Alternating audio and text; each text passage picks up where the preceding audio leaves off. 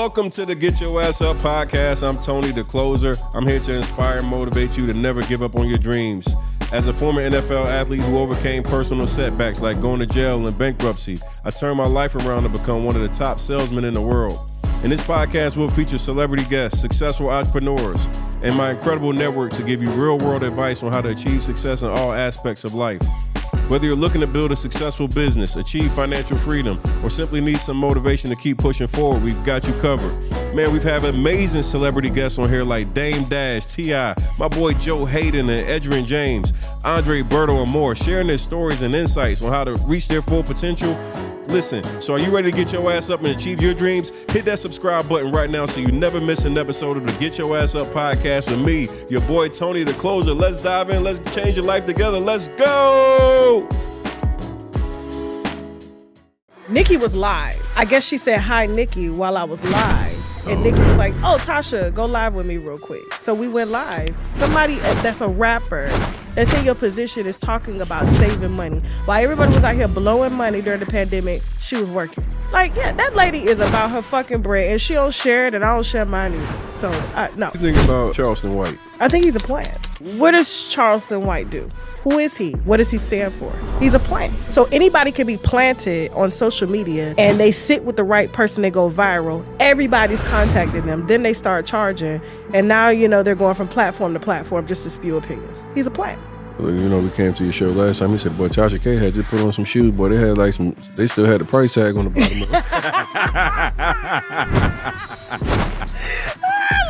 Listen, sometimes I do be walking in the Aldos. I love Aldo shoes, right? And you know, the stickers still be on the bottom. You know what I'm saying? And I don't take that shit off. I may have to run the motherfuckers back. Nicki, listen. If I took this L for you, you need to pay this bullshit, for real. Because I ain't motherfucking got it.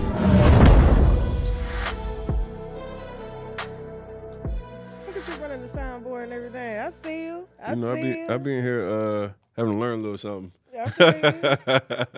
Hey, listen, the roles have flipped, y'all. What was it, about almost a year and a half ago now? It's been a year and a half? How long has it been, Manu? No, it was. I think it was last year. It was last year. It had to be last year, right? Yeah. It was last year. Last year, the roles were flipped. I was getting interviewed by Tasha K. Yeah. And I ain't gonna lie, when I first came in, I was like, Tasha K want to interview me. What she done found on my ass? Listen. I was just talking to my assistant yesterday about that because, you know, they want to see more, you know, of the celebrities on my platform. And when they call, they be like, what did I do? Yeah. They're like, what has she got on me? And I'm like, what? Yo, the first thing that comes to mind, I see Tasha K send me a message. I'm like, oh shit! What I done did? I don't think I sent the message though. I think it was my assistant, Chelsea. Yeah, it might have been Chelsea. I can't remember what it was, but I just saw like Tasha K, and I'm like, I done heard that name. Yeah. And boy, I don't want to be in her crossfire because it'd be ugly for some folks out here. I'm like, man, I'm living right. Leave me. Have you ever seen me, I guess, attack anyone personally? DJ, I don't know. First of all, DJ Academics. That's different. That is different. That's a whole nother plethora of shit. Can I cuss? Yeah. Oh, okay. I didn't know. You get to be yourself. I didn't know. You know, they say it's not ladylike to cuss. Oh no, you get to be. You know what I'm saying? Hey, look, it might be low vibrational, but you know. Hey, I'm from. Listen. I'm from Florida, home of the low vibration. Okay, listen, we do everything low, but we aim high. But go ahead, yeah. So shout out, thank you for coming and giving me your time today. I'm super excited to have you here. Your name is always trending, and damn, this one I'm excited for because you're the first woman that I've had on a new season. What? Yes. Tony, now you know the women's group's gonna come after you now. They gonna come after me. They gonna come after you. But that's why I came and got you because I know if anybody pissed the women off, it's you. So I was like, if I get Tasha, we're gonna be good in the first place. Yeah, so I'm happy to be here. I don't really like doing interviews. Well, good. I don't. So we're gonna make this very low. It's Tony. I done had a conversation with him before. It's not that I'm scared. It's just I'm an entertainer. And I love it. You know, so. when I looked up, I think it's probably 3 months ago or whatever, and I'm not gonna go into names or whatever, but when you said I ain't got it, that shit to me, I said, yo, she gets it. She is pure fucking comedy. Like the entertainment aspect of like how you go like, I ain't got it, cuz like that was so funny, but in like such a, I'm sure an emotional and weighing time. You just made such a light moment of it. And I'm in the middle of some of that shit myself right now, so I know what it's like to be in the legal battle and just the time and the energy and everything else. But you got a lot of people mad at you about that.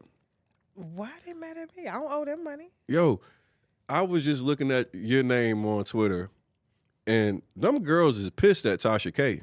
Why they pissed at me? What? Why? You know why they mad at you? I don't know. Listen, I do not, when I tell you I do not read comments, I do not read comments. That's impressive. So a lot of the stuff that like people address me with, like, or they call me about, like even my friends, they'll be like, is this true? And I'm like, is what true? And then they'll send it to me and I'm like, girl, bye. And I hang up the phone. You know what I'm saying? Like, I can't, how can I entertain? How can I stay focused on what I need to do if I'm looking at thousands or even millions of comments? Yeah, like your platform is huge. Like, could you imagine the different energy waves that are coming in if you were to read each and every comment from every person? I was just asking your husband. I was like, yo, do you read the comments, bro? No. He was like, no, I'll leave that to Tasha. Whatever. I don't look at that shit. And I don't read them. I do not read them. How do you deal with that? Because I read my comments and then I be snapping back at people. You shouldn't. Why? Because, like, people only get to see bits and pieces, 30 seconds of your life, 1 minute, maybe 2 hours if you decide to do a podcast. And they're basically judging you off of what you chose to put out. Mm-hmm. You see what I'm saying? So if I'm giving you the content, like if I didn't put myself out there, you would have nothing to go off of. So basically you're basing your opinion, which you're entitled to. That's why I say on my show, cuss my ass out. Not that I'm gonna really give a damn anyway. That is the foundation of my show. Like, you know what I'm saying? If I have the right to sit up here and voice my opinions, facts on people, then the viewers have that too. But there's a line. You have your opinion. That's just what it is. But if I were to take in all those opinions, how am I supposed to keep my head clear so that I could go out and entertain the next show? I've seen amazing, at one point in time, they were amazing content creators. I'm not going to say no names or anything like that because I don't want people getting, oh, you thought this person was great. Well, when you build something, it's great. You know what? Fuck it. I'll say the names. Okay. Tommy Sotomayor. Mm-hmm. Dr. Umar Johnson. Tariq Nasheed. Who else? I mean, the list goes on. I've seen these men build big platforms, very powerful platforms. They're sitting everywhere, Breakfast Club, everywhere, right? And then when they start reading the comments or when they start listening to other content creators, they start to argue back and forth. And then they've forgotten what their audience is there for. You didn't build your audience on content creator beef or addressing the opinions of like what people thought of you. You built your platform putting out very, just whether it's complex news, whether it's influential news. That's what you built your platform on. But now you're using your platform to respond to people's opinions and now attack other content creators or go back and forth. Why? That's not why people are following you. Right. Well, one of the things I think I even get caught in this sometimes because you go through the comments and you feel like you got to address whatever. Mm-hmm. Me personally, I struggle with. I address them.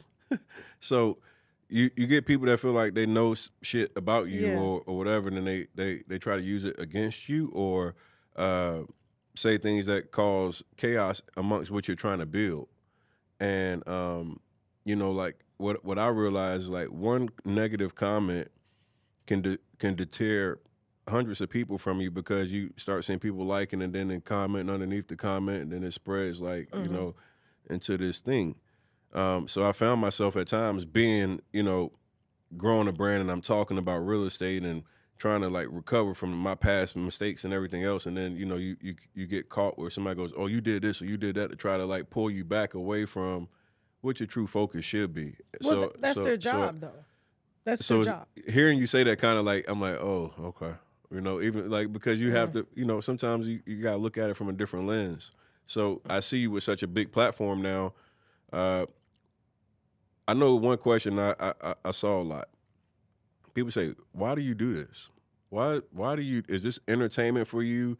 Is this something personal? Because people feel like these are like personal attacks and you just like gossipy shit. They're asking you or they're asking me? These are the questions that people want to know about Tasha K. Oh, yeah. Okay. I was confused because you was talking about yourself and then like... Yeah, my bad. Okay, cool. For clarifying, the people wanted to know what's your why. Like, why do you create the type of content that you create? Okay, why do I do this, or why do I create the type of content that I make? Because I create all types of content. Well, the gossipy shit. The entertainment celebrity news? Yeah. Okay, I do it because I love to do it. It's what makes me happy. So growing up, I watched the BET, I watched the Donnie Simpson, I watched the Tigger, the Big Tigger show, the 106 in Park show. Let's see, Donahue, Sally Jesse Raphael, Jerry Springer. I watched it all. This is what I wanted to. This is always what I've always wanted to do.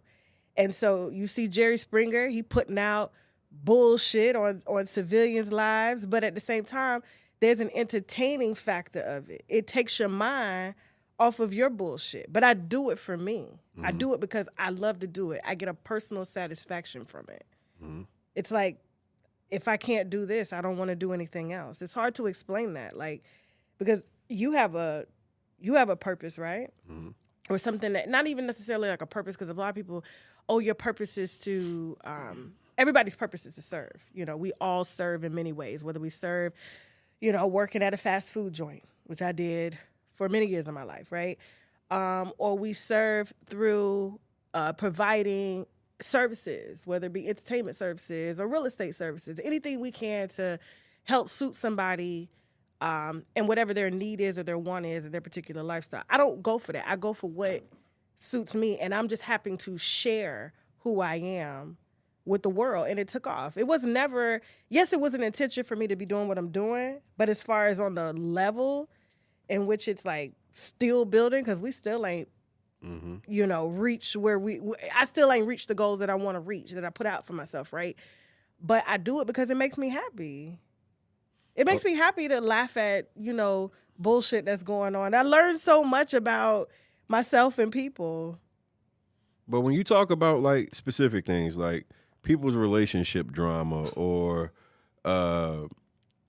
somebody not paying their rent or things like that, like, it's like people's business. People like, why you always in somebody's business? We all in everybody's business. The people that's watching me, why they in my business?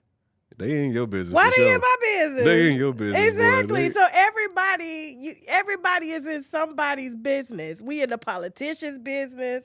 We in the CEO's businesses. We in the real estate agents' businesses. We in the entertainer, reporters, the bloggers' lives businesses. We're all in each other's businesses. That's what social media is about. So do you believe that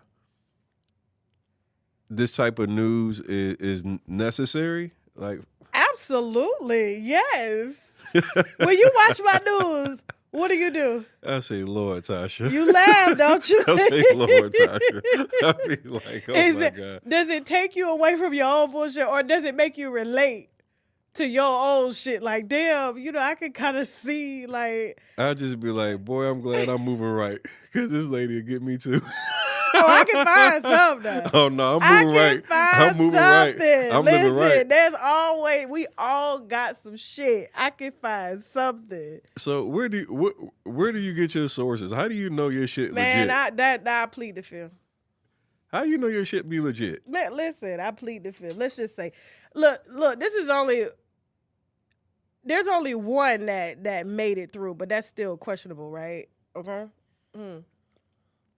But let's just say, like, my attorneys that people be trying to come for all the time, if I had them count out the number of cease and desist, the number of attempted lawsuits, and then we slide them back what we got, and they be like, they just disappear. This I remember there was 1 month I probably got hit with like 15 cease and desist, old school artists, new school artists, everything. I was just like, damn, y'all really just, y'all coming hard.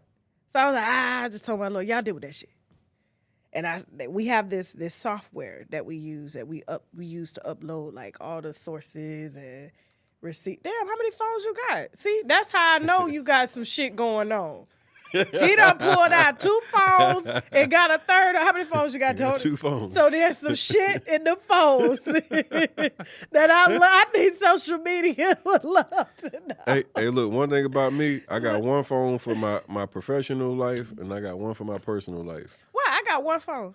Hey, look, nah, And see, I'm a busy ass lady, and I got 1 phone. Because, like, people always approach me, and they like, everybody want to be my friend because I'm, like, so nice online, and I'm so charitable. People will come to me and be like, hey, bro, let me get your number. You just say no. So I don't like telling people no. It be feeling weird. So I just give them my little number that I don't know. You got an assistant? I get his phone now. Yeah, like, you just give him a number. That's but he can tell you, like, I literally, like, so many people approach me just like, yo, I rock with you, bro. I love what you do. I want to communicate. Let me get some real estate tips from you. And I'm like, shit. All right, here, take my number. No, you take the assistant's number. The assistants will. See, I've been passing it. I've been passing it to Keith more often now, but you have to, because you're not gonna be able to continue to do what you do if you're, you got all these people coming in to, not to say that they're a distraction, but they can cause a distraction in your life. Most people, they don't even get to be a distraction because most people don't even be sincere about wanting to accomplish the goals they say they want. So a lot of people will talk to me about, I want to be successful, I want to get into real estate, and then they realize it's work that's actually required, and then all that shit goes a lot of people don't want to work. And then, this is how you weed them out. When you ask them for some money for your services, that's when you know they serious or not. Then guess what? I don't feel bad about donating my time.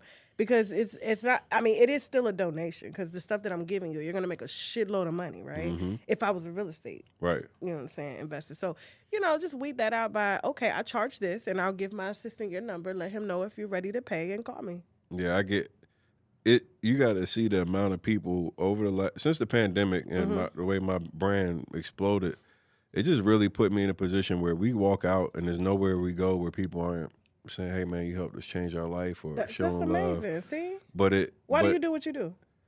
Because I was in a position to help people. I was in a bad spot, man. 2017, I talked about it on your show. On my show.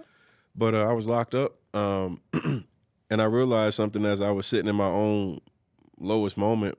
I'm listening to other people. Like, when you go to jail, you hear people talk about why they're in jail, and I'm like, a lot of the people were like, good people, but they were just making bullshit decisions because they didn't know any other way. And a lot of them were young guys, 17, 18, 19, 20 years old. And I was sitting there, I was like, bro, do you know how much money you can make in real estate? Like, where you don't have to expose yourself and get locked up and come in the cycle. And it just started happening where I was teaching people, like younger guys, about it. And then as I came home, it was something that I became really passionate about.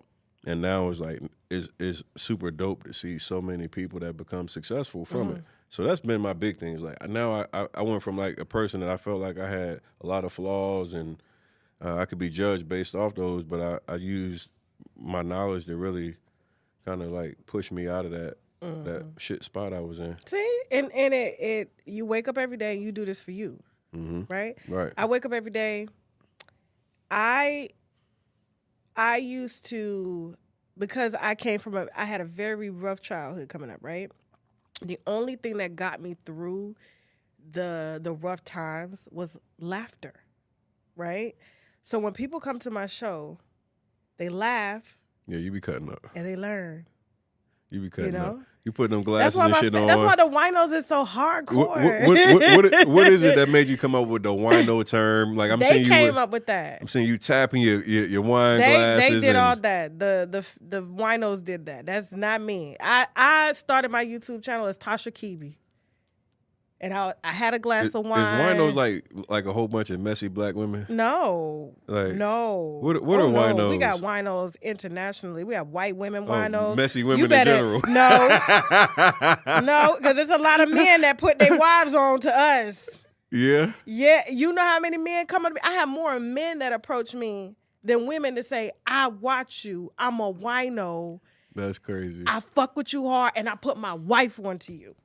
That's crazy. More than the women. So when you walk in the streets, because from what I would see just in reading comments, I would think that you got to walk with 20 security guards and have like bulletproof trucks. What?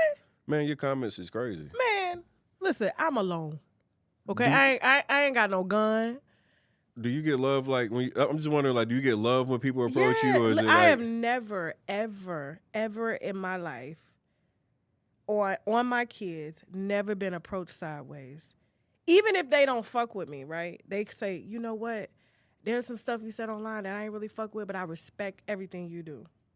Never, not once. I always say so let me tell you something about these comment gangsters, right?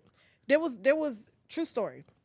I was probably like 300,000-400,000 followers in, and the chick cap, she had DM'd me my house, right? When I was living on Jenna Lane. I ain't have it.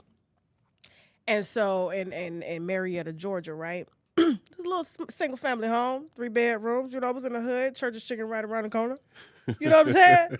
Winos just see me every day. The real winos. Hey, if you know, Church's Chicken, it's a real wino. If you know about Austell, Georgia, you know there's an Austell seafood market. I used to go up there and get a 2-piece plate brim. You know what brim is? Then you ain't from the South. Yes, I do. Brim fish. Yeah, so I used to go get me a fried brim plate and everything. They be in there. Oh my God, Tasha, and I be sitting up there eating my fish. You know what I'm saying? So this is the area that I lived in. So she DM'd me my house and was like, I know where you stay, bitch. And I said, yeah. So I went to her profile, and she accidentally had her name in her profile.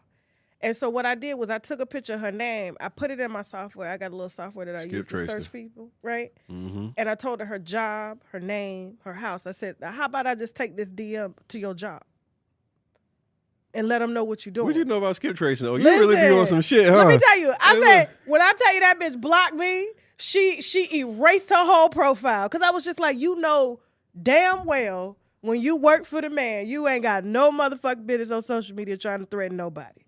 And then to top it off, you like a 62-year-old like grandmother, like keyboard. I'm telling you, it be the worst. People that got shit going on, they ain't finna sit behind no goddamn keyboard and type up what the fuck they wish they could do. Because that's exactly what they doing. They typing up what they wish they could do. People don't stand on that shit. When let me tell you right now, when she just said she skip tracing, y'all, she on some different shit. She will have your phone number, your mother phone number, your other address, your previous address, your aunt address. You know, that's how I find, in real estate, that's how we use skip tracing to find sellers' phone numbers. So if I got an address to a property, I can basically plug in the address and it'll give me all the data. Give me everybody's information. So I was just like, you got your name online. You talking about you gonna come find me, but I found you first. Yeah, that's gangster. I found you first. Bitch, she deleted every damn thing. I was like, listen, I ain't got time for these people. You know what I'm saying? But I just happened to run across that. So like, no, people really they talk because it's a platform for that. Right? They're supposed to be going in like that. That's why people are looking to go viral every single second, because they want those comments. They want that hate. What Cat Williams say? If you ain't making haters, when you wake up every day, you ain't doing shit with your life.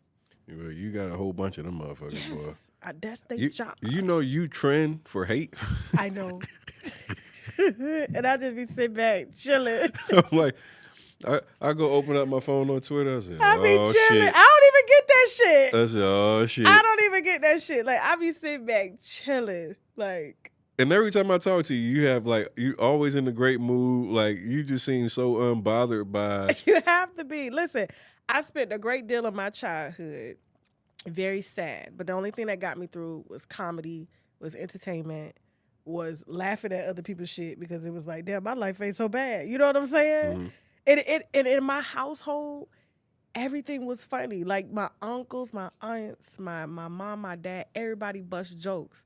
So like that harshness that you see from me, like that's my whole family. That's that Howard blood. That's that Mitchell. So do you feel like you got like partial comedian in you? I'm an entertainer. You're an entertainer. Yeah. So listen, I don't try to be funny. I really don't. It's just I guess because you know when I'm laughing, right? Like you see her laughing. Yeah. What you laughing for? No, because I'm thinking like how full of shit you are right now. Because you be grinding people up, like you a whole comedian. Like why are you laughing though? Because the shit's funny. Exactly. Because so, you know what you be doing. Like even this morning I'm talking to Nicole and I'm like, me and Tasha about to do our interview in a few minutes, and she's like, oh boy, the two of you, like, you know, she's like, oh shit, like, what are y'all talking about? Yeah. And everybody just gets that, what is she about to do next? Yes. Tasha's crazy. Wait to listen. We got Halloween coming up tomorrow. Well, you know, tomorrow's going to be our Halloween show. And I can't wait. You know, the costume is a big thing. You know, last year I did Boosie. He got pissed. I just had Boosie on the show. I know, little Boosie got pissed. Because I put the dark circles under my eyes. I had the high top face. Oh, you had the Boosie fade? Yeah, because what happened, I colored my hair, so I had to go natural, right? And then I had to shave my hair off and start over. And I happened to grow a fade. And I was like, this is perfect. I could go as little Boosie. Oh, shit. I darkened my face. I put dark circles under my eyes. Come on, man. I put white shit in between my lips. Oh. You ain't put the corner in your mouth. I did. That's fucked up. I did. It was on the shade room. He was pissed. That's fucked up. That's fucked up. Yeah, you got some bullshit. That's what I'm talking about. Like, who the fuck picks on Boosie? Like, this is something like. I do. Yeah, that's what I'm talking about. Like, when people hear your name, they just start laughing and they be like, "This woman is out of control." Listen, I got. So the other night, I just happened to click on live and I see you pop up live. Okay.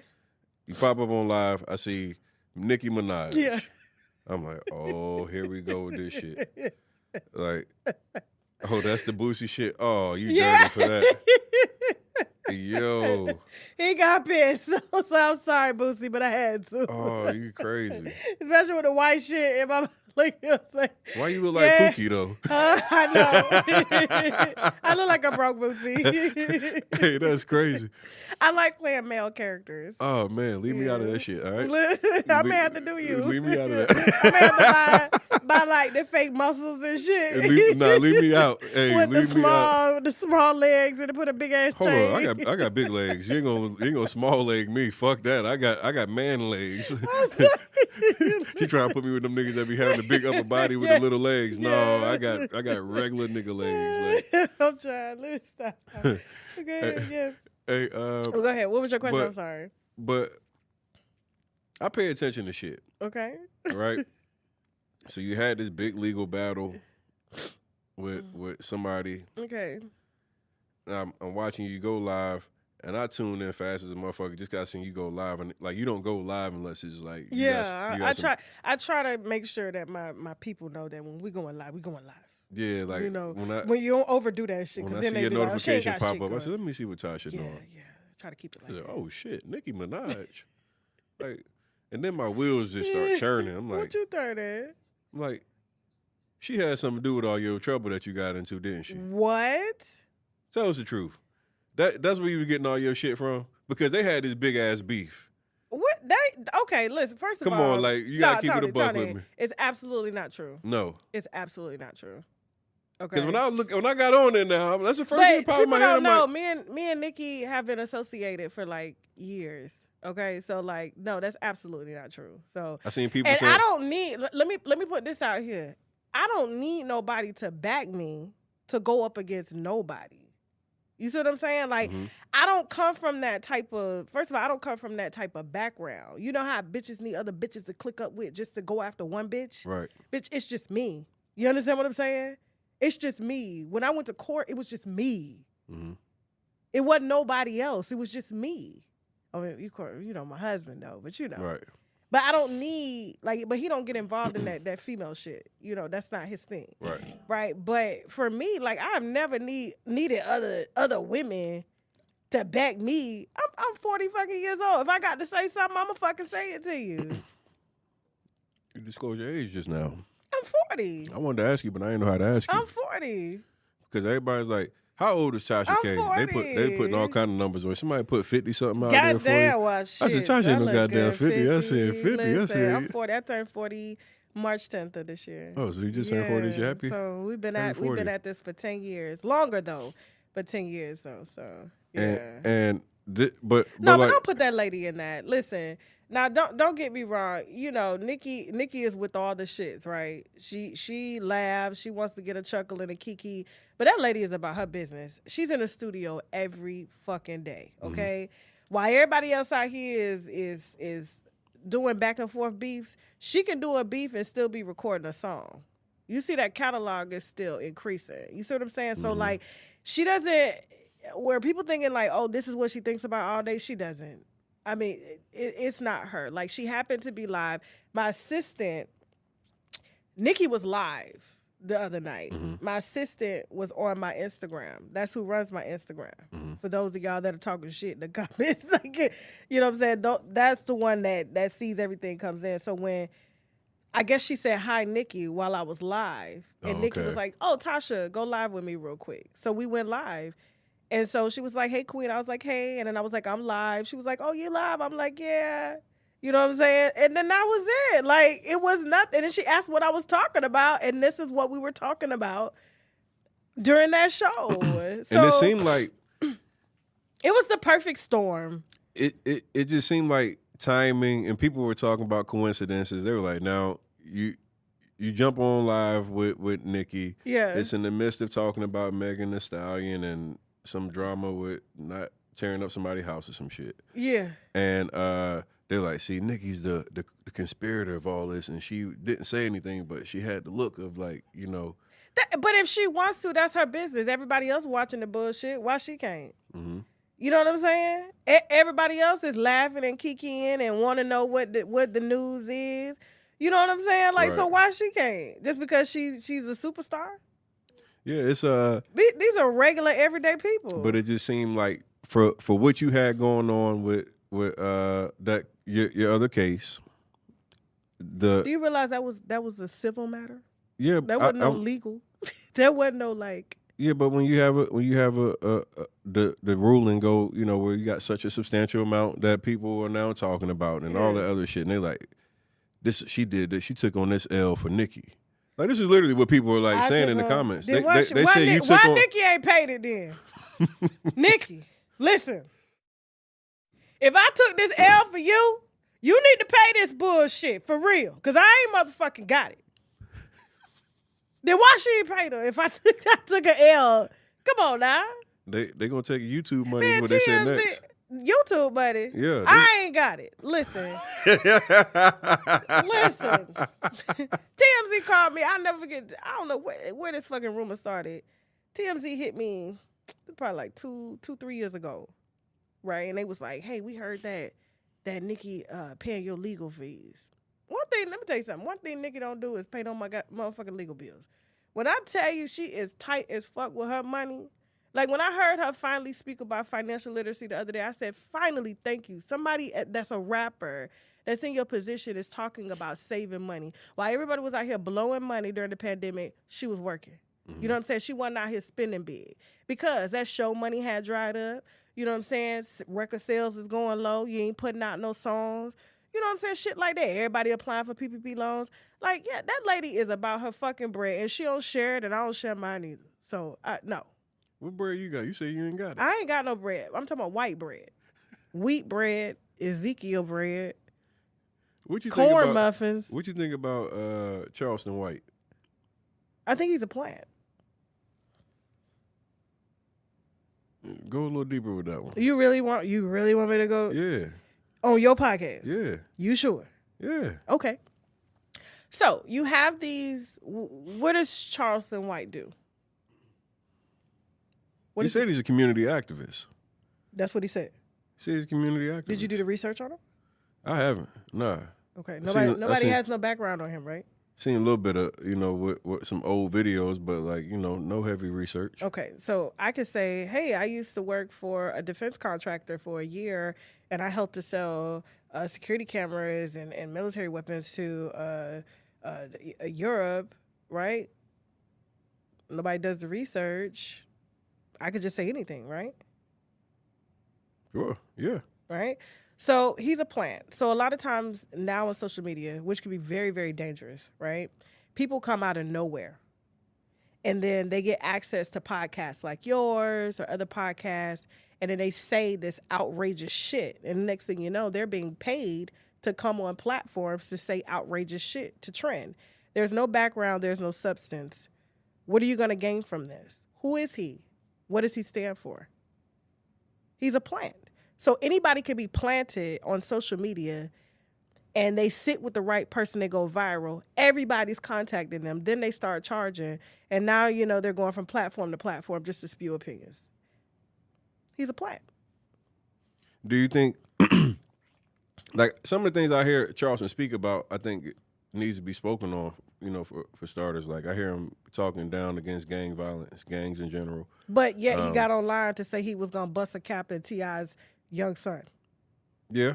But I don't think I think that's out of context a little bit, because what he actually said is that if you put your hands on me, this is what I would do. But isn't that gang violence too? No. Yeah. No, it's not. If somebody tells me they're going to attack me, like, that's called self-defense. Okay, that's called self-defense, but at the same time, if this man is a so-called community activist, believes in, let's say, Black Lives Matter, believes in young black youth doing better, first of all, why is he online talking shit about a kid? That's a child. And you know how it is being a brat, raised in a wealthy house, and you got whole social media up your ass, you're short, you're light-skinned, you're not the best looking, and his parents threw him into social media, into this world without really any foundation. Yeah, his daddy come from it, but without no real preparation. He's still a black man.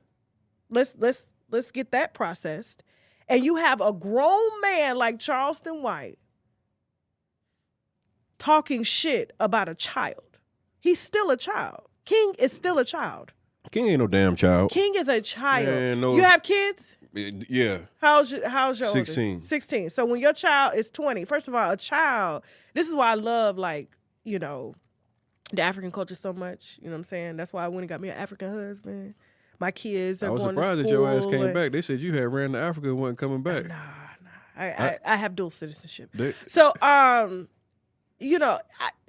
Because I think in America, we think kids are kids. I mean, we think kids are adults when they're really children. A child is not done being a child until they're like 25. That's why the insurance rates is still high. That's why they can't really drink or smoke. That's why they can't get guns. Sometimes they can get guns because they still do a lot of fucked up shit. And we in the black community, we are raised to just send our kids out at 18 and expect them to just get it. You know what I'm saying? King is still a child mentally.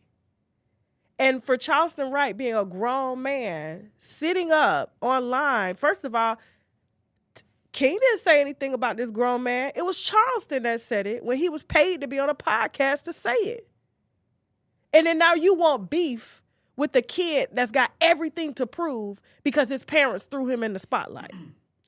I think from context-wise, what I saw was Charleston speaking on Kanye and T.I., and then both the kids spoke up against both Tootie and King said something about Charleston.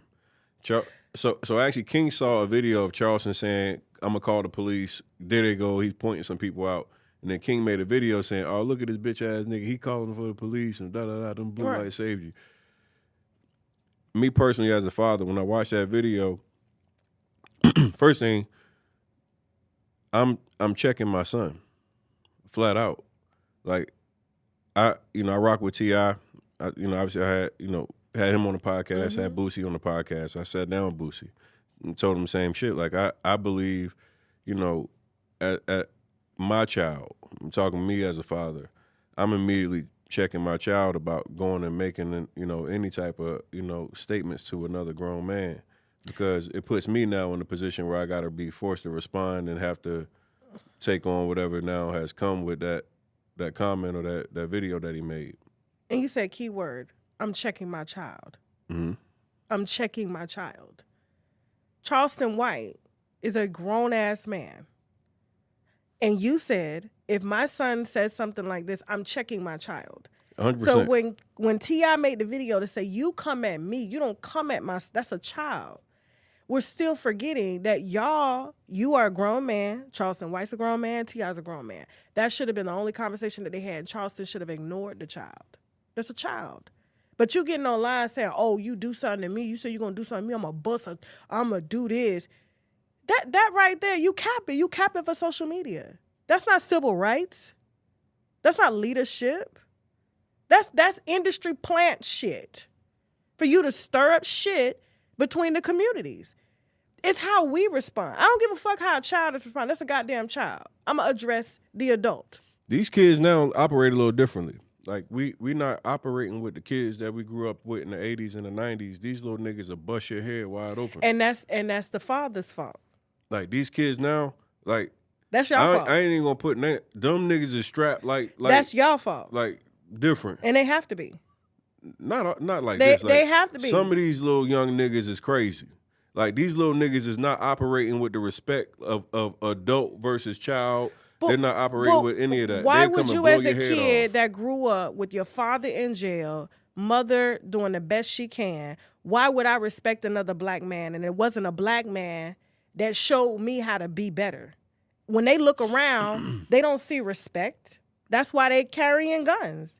That's why they coming at each other. That's why they you know what I'm saying? They beefing over rap lyrics because they have no black men to respect. They have nothing to look up to. It's only what's in the present. And as black men, when you have platforms like yours, when T.I. has a platform, when Boosie has a platform, it's imperative that y'all go and be the big brothers, that y'all give them something to look up to instead of judging them when they're children, knowing that when they hit 30s and 40s, they're going to evolve and look back and say, damn, that was stupid. If I only had somebody that I could look up to. You know what I'm saying? Yeah, I just was... What you just hit on is first and foremost, like, they're growing up in a very abusive household. Right. There's no father figure present at all. When I talk to this young guy, you obviously hear these crazy lyrics. I mean, you know, but that's not what I got from the person that I met. Like, I'm sure you didn't. But when I say that, as I'm talking to this kid, well, he's a man. As I'm talking to him, you hear something that's very, very different. Like, they don't have anybody that's ever talked to them in any level of positive anything. They haven't had anybody show them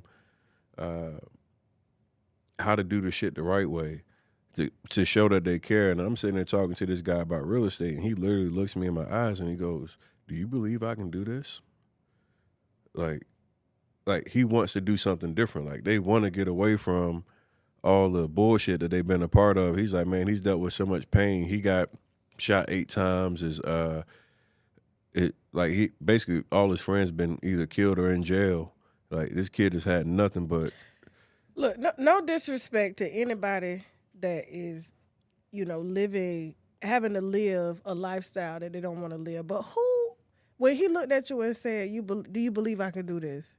See, this is what I find funny. This is where I come in and people say I'm fucked up, right? Because this is how my mind think. I'm like, of course he gonna fucking say that. Who the fuck wants to look over their shoulder every 5 minutes and dodge bullets? Who wanna wake up? Literally, there's this rapper, I'm not gonna tell you who he is, right? But when I talk to him on FaceTime, he only talks on FaceTime because he said the feds ain't figured out how to, I guess, get the FaceTime calls, right? Mm-hmm. But I'm like, we ain't talking about nothing that the feds need to listen to. So I don't understand why we have to talk on FaceTime. But he just wants to make it a habit, right? And when we talk, he's moving about his house. He's squatting, moving around his house. He won't stand up and walk in front of a window or a door. So I'm literally on FaceTime with him, and you'll see him ducking walking through his house. Who in the fuck want to live like that? That's some crazy shit. Who? But most of them like this. They always laying down. You see them, they laying down. They in the car, they laying down. They, you know what I'm saying? They got the phone up and they looking because you know people find you in your car. You know what I'm saying? You seeing people getting shot on social media, point blank while they on live. Who in the fuck want to live like that? So yes, if I was him, what you say his name was? Young and Ace. Young and Ace. I'll be trying to figure out how the fuck I get the hell out this lifestyle. 8 times he been shot, no father, and you the first person that plant a seed that say, listen, you don't have to live like this. But that's all he know because you got young boys teaching other young boys how to be men. That's the issue. Or so-called men. And then the next thing is like the guys that's the OGs or, you know, like even most of these guys look up to hip hop artists, right? Why? Because that's the only type of success that most black men see. It's a athlete or entertainer. Like that's what, you know, I told you before, this is a persona to me. When I put on this fucking chain and all this shit, like this, to me, I know this attracts who I want to be able to get my message, right? I know who's going to pay. They don't pay attention when I got on a regular T-shirt and shit. I tried it. Like, that's one of the things when, you know, I first came on the scene, I had on T-shirts, hoodies, and just regular shit. They didn't believe that I actually was making money or doing the real estate or whatever until they actually saw the Lambos, the Rolls Royces, the chains, the watches, and then it's like, oh shit, I need to get into real estate. Why you just couldn't rent it for the seminar? Why you had to go buy it? You know what I'm saying? You do the real estate seminar, you just rent it, have the jewelers show up, you put it on, take it off. You know how they do for the Oscars and the Grammys and shit? Hey, look, it's been a little cheaper that way. Yeah, for sure. absolutely. Yeah. You had a rental car man come up, then we get this, Lambo to shoot a video, and then you go about your business. Yeah, that's what Jay Sit Morrison on the did. Fake private plane at the selfie studio. You know what I'm saying? Like, yeah. I was trying not to be Jay Morrison, so I had to, you know, I had to do something different. Shit. You know what I'm saying? Like, that's what I would do. Listen, you want this chain? Take it. The sick part though is that there haven't been enough outs for these young men. Yeah. There's not enough positive role models to see. And then they're getting entrenched in these gangs and this gang life and the drug culture from 12 to whatever, right? They're coming from their most impressionable years are like I grew up in North Philly. Like my cousins and all them niggas was in the game. Like they try to like it's around you. And a lot of these guys become a product of their environment. They don't know anybody that's talking about how you make money or whatever. And then you know how we do. We play the nigga that goes and works at McDonald's or fast food or has a regular job. You a regular broke But you ain't getting nigga. Shot at though. But you a broke nigga. So it's I'd because this is what women with no bullet holes. but Fuck women have been a major reason why a lot of these guys go do that because they don't want to be looked at like the broke nigga that can't afford this or can't do for them or whatever. You can't provide for somebody. You can't take care of the women. So now these young niggas is out here like I'm gonna crash out. That's why you fuck broke women. Broke women got the highest expectations in the motherfucking world. Because you got to get what's on your love. You got to go find that nigga. Now, I'm not buying you shit you can't afford to pay. First of all, I'm not buying you shit you can't afford to put insurance on. Okay? If you can't put insurance on your purse, okay, and if somebody takes a machete and fucking slices the Birkin, you know where I'm going with this? Mm-hmm. Okay? If you can't put insurance on the chain or the watch or the shoes or the car, you can't afford it. What if something happened to me? Lord forbid. Lord knows anything happens to me, right? And I buy you all this shit, right? And I'm taking care of it. They're going to come repo this shit right back because you don't have a backup plan. So you have to date bitches that's on your level. If you at Burger King, fuck on the other Burger King attendant. You know what I'm saying? You working the drive-thru, she working the front dude. She tired of Burger King and she want a 6-figure. Then let her go. Let her go. And you find somebody. Listen, there's somebody for everybody. You know all the trouble I've been in my life. And you grow together. I've had several relationships. I've been with several women, and you know, all the trouble I've ever had in my life has been with broke pussy. I mean, broke pussy. If they ain't making no money, it may be the women you choose. It was the women I was choosing, so but in addition to that, they was broke. So the hey, listen, my baby right now, she got a bag. We don't argue, we don't fight, we don't have no drama. Like it's a different joint. Because you guys are both entrepreneurs, right? So what's wrong with finding broke pussy? That's a broke entrepreneur pussy. Nah, cause the broke pussy be trying to like. Because the entrepreneur pussy don't want bags. They don't want jewelry. They don't want cars. They want money to put towards their business.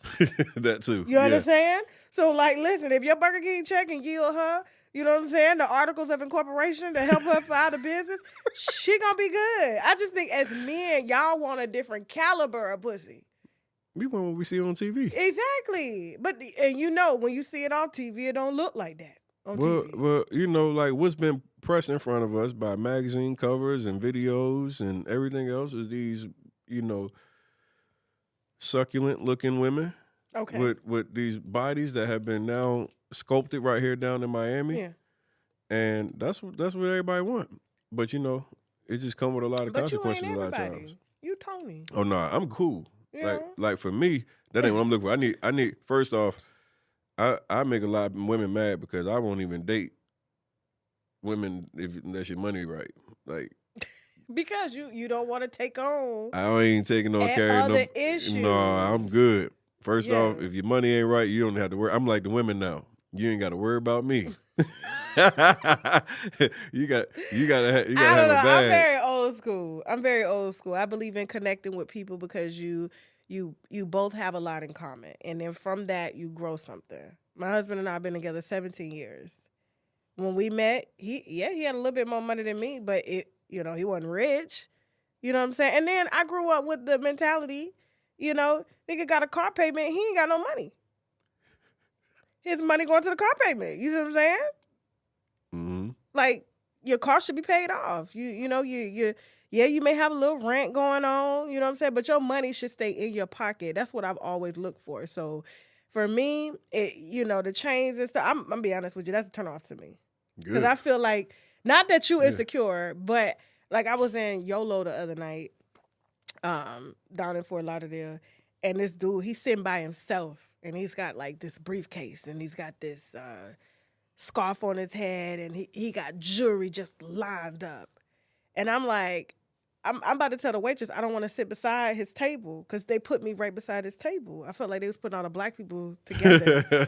For real, because I look over, I'm like, well, why are the white people over here and then the black people over here? I be feeling like that sometimes. Put me over here because if somebody come rob this motherfucker, I don't want to be in the, because he looks like a goddamn jewelry store walking.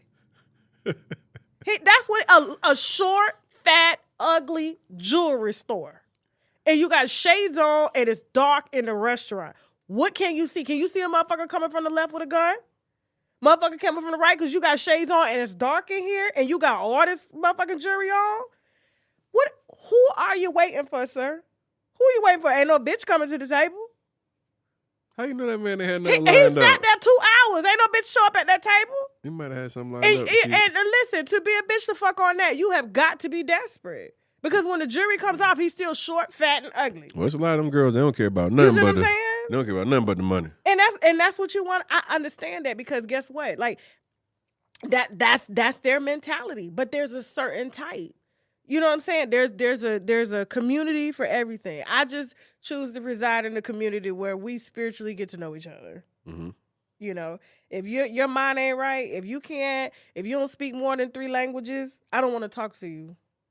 And I only speak 1 language. Oh, so I'm about to say, how many languages do 1. you speak? But your requirement is 3. Yes. Because you can take me somewhere, bitch, and communicate. Like, you know what I'm saying? We drop in Spain, he's speaking Spanish. We drop in motherfucking France, he's speaking French fluently. You understand what I'm saying? You are something else. Yes, that's the shit that I look for. Can he communicate in other languages so we can make some money? Why do y'all have requirements that you don't fit yourself? No, because listen, he can get me through doors I can't. If I want to do a deal with the French, guess who comes to the table? Sheck that speaks French. If I want to do a deal with the Africans, guess who comes to the table? My husband that speaks African. And let's be honest, they do respect men more than they respect women coming to a table. Your man has to be able to get you through doors that you can't get through. In America, let's be honest, 90% of America only educates you to become workers of America, whereas everywhere else in the world, they educate you to work outside. So you're going to learn 2 or 3 languages. You're going to learn Spanish at 2. You're going to learn French at 2. And you're going to be able to speak 4 or 5 languages by the time you go to college. So yes, that's what I look for. Can he facilitate or leverage a deal, a real estate deal in this country, But if you can't talk and you only speak American language, there's only so far America allows us to go. And that's why we're all out here wearing chains and wearing and driving Lambos and motherfucking living, you know what I'm saying, goddamn it, over here just because we're trying to fit in, but really we ain't making no fucking money. You see what I'm saying? I'm making some money. I know you're making some money. I mean, I'm just saying, I see it. I'm here. I see the money. Don't try to come get it. I see you living good. Still grinding. I'm like you. Most motherfuckers that had the shit you got on, they ain't even got a house. It's crazy. They ain't got no place to stay. They staying with friends. What do you think about like how I think our culture has been like pushed into like living way beyond our means and looking like it before we actually got it? I don't know. I've never gotten that aspect. You know what I'm saying? I live according to what I live. I've never believed in that kind of fake it till you make it type thing. I actually enjoy, living a very modest lifestyle. You know. You pretty frugal. I remember. Oh yes, I'm very frugal. My homie told me, he's like, boy, we came to your show last time. He said, boy, Tasha K had just put on some shoes. Boy, they still had the price tag on the bottom of it.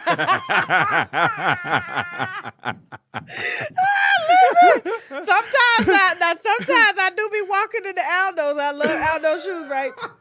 And the stickers still be on the bottom. You know what I'm saying? And I don't take that shit off. I may have to run the motherfuckers back. Is she gonna run them back? I may have to run them back. I scuff them up because Aldo's, Nordstrom, Neiman Marcus, they take that shit back. Yeah. So you leave it on there. You know what I'm saying? Man was like, yeah, man, Tasha had a sticker on it. I was like, man, what that mean? He said, man, I don't know, but she still had it on. Hey, I be in the restaurants. I be trying to share meals. I be like, listen. My husband be like, get your own. I'm like, but I could just eat off you, Oh, man. You know what I'm saying? Like, I'm just like that. I love just being just real regular. Yeah. I just love it. And, like, so everybody thought you had ran to Africa. I did go to Africa. But they thought you weren't coming back. They said I could have stayed. They said Tasha K is trying to avoid her payment, and she done ran to Africa. Listen, how many? I think statistics show that 92% of Americans are in debt. Yeah. So, I'm amongst the 92%. Shit, They call on the phone. I ain't got it. I'm gonna have to make some payment arrangements. Well, I know that lady hate you, boy. I don't hate her. I know she hates you. I don't hate her. I don't have enough energy. It take a lot of energy to hate somebody. That's a lot of energy. But it also take a lot of energy to ride on somebody as long as you did. I ain't ride on her. That's not what happened. That's not what happened. That's not what happened. I think you were listening to the other bloggers report. I think I was listening to the lead attorney nigga talk about it. And he just got a platform, and he gets his most views off my name. You don't see it here? I got a problem with that nigga too. Why? He's an attorney. He got online and put up a video with me and Jay Morrison's case, and he was biased. Oh, so now you've experienced it. You listening to what he reporting about me? Yeah, he was extremely biased. Oh, now you see. I was like almost to the point where it seemed like he was compensated, like the way he was. Like, listen, a lot of it may not necessarily be compensation in monetary form, but there's compensation in some way or another when people pick a side, right? Yeah, it was just too he was like too heavy against me. Like I'm like, hold on, my dude, like your energy is too fucking strong and you talking too certain. And then so we did one video where they caught me with my hot temper. That's what people like for me to see was like to be able to try to catch me out of character. You should never do that. So then I get back on like a couple days later, and I was at that point I had already got my shit off, so I felt more calm. Okay, I'm gonna cross my legs here. I don't want to knock your microphone. Okay. And me and Jay both were on this episode. Jay came on first, and then I came after, and they took the video down because. Based off that, you violated community guidelines.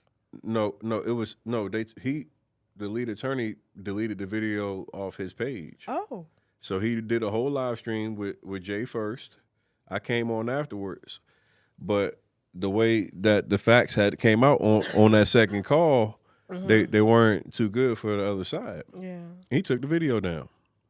And at that point, I was like, yeah, this nigga getting paid or something because there's no.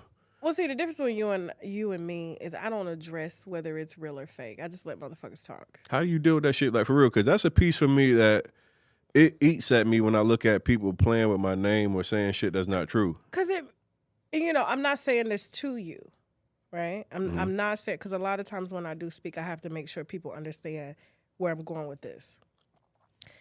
When you address anything that anybody has to say about you, you're not addressing what they said. You're addressing your ego and your insecurity. So it's something that they hit, whether it probably stems from your childhood, it probably could stem from something that happened to you at work, something that happened to you in a relationship. So when people say something to you, you have to understand first, where is it coming from? What is the point of reference that they're using, okay? And then where's this going? So when you allow things to eat at you, it's like, why is it eating at you? Is it something that you have to relive again that was painful to you, and now you got to stand up for yourself? You know what I'm saying? Like, you should be secure in whatever. You know what the truth is, right? And the truth will come out. Michael Jackson, my baby. I'm a Michael Jackson fan. That's my baby. Like, nobody can say, like, you say whatever you want to say about Michael, but I know for a fact, the feds. I have a Fed file, right? I have a Fed file. They've investigated me. Probably still is. You know what I'm saying? Whatever. We walk a very thin line. They investigated Michael for 10 years. 10 years. And he didn't address shit. This man was in and out of court before his life transition, right? And yes, the stress was killing him because it's draining his bank accounts. You know what I'm saying? It's fucking with his popularity. But he never said anything, right? He never said anything. People are going to think and say and formulate whatever opinion they want. But it's what you know. Unfortunately for Michael, he chose to deal with it through doing what he did, right? Because that was a coping mechanism for him. Mm-hmm. You know what I'm saying? You have to find what your coping mechanism is. They're going to say whatever they want to say. They're going to believe what they want to believe. But what are you going to do in order to protect your mind, your mental health, and your heart so that you can continue to go? Because if they know that they got you, they're going to keep coming. They're going to keep coming. They're going to keep coming. So I'll tell you, like, I remember the day that I had got a default judgment placed against me in this. Mm-hmm. And how much was the judgment? It wasn't a ruling on money. It was a ruling on, they basically dismissed my claims against them. Essentially I had y'all was suing each other. Suing each other. Okay. I haven't followed your case, yeah, so I don't know. Suing each other. My attorney got pregnant. We had switching attorneys, and it just kind of, like, I guess my side, we let some cracks fall through. They ended up sending mail to a bullshit address. You know, that once the attorney withdrew, they were sending mail to an address that nobody was receiving mail, so they ended up getting default judgment. We didn't get served.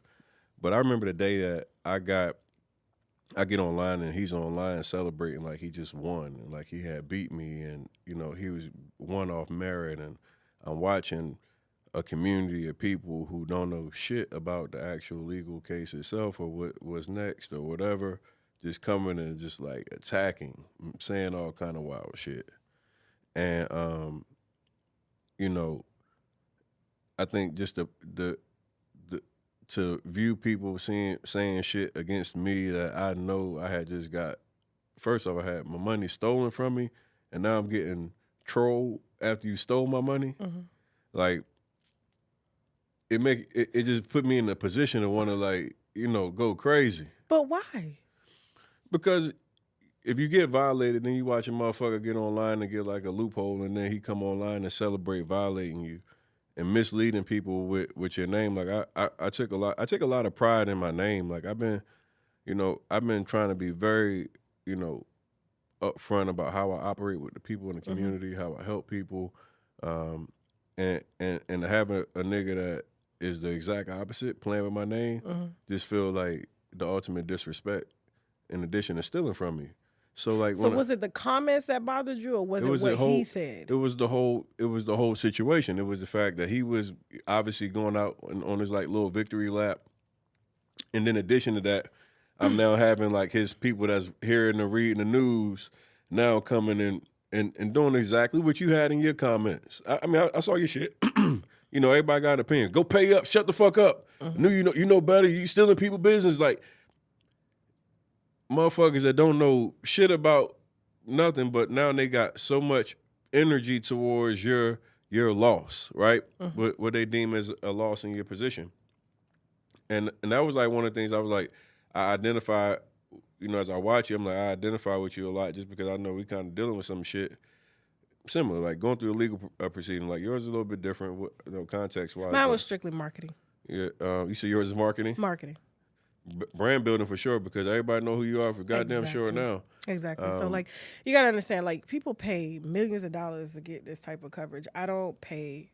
Well, I pay legal fees for it, but as far as having to go on with this PR firm, because there's been a lot of talk since I was like at 200,000 followers. I had, you know, networks and companies, you know, heavily interested. We didn't go that, you know, we didn't sign any of those proposals or whatever, but like, you know, PR is something that people need. And not that I went after her for PR or whatever.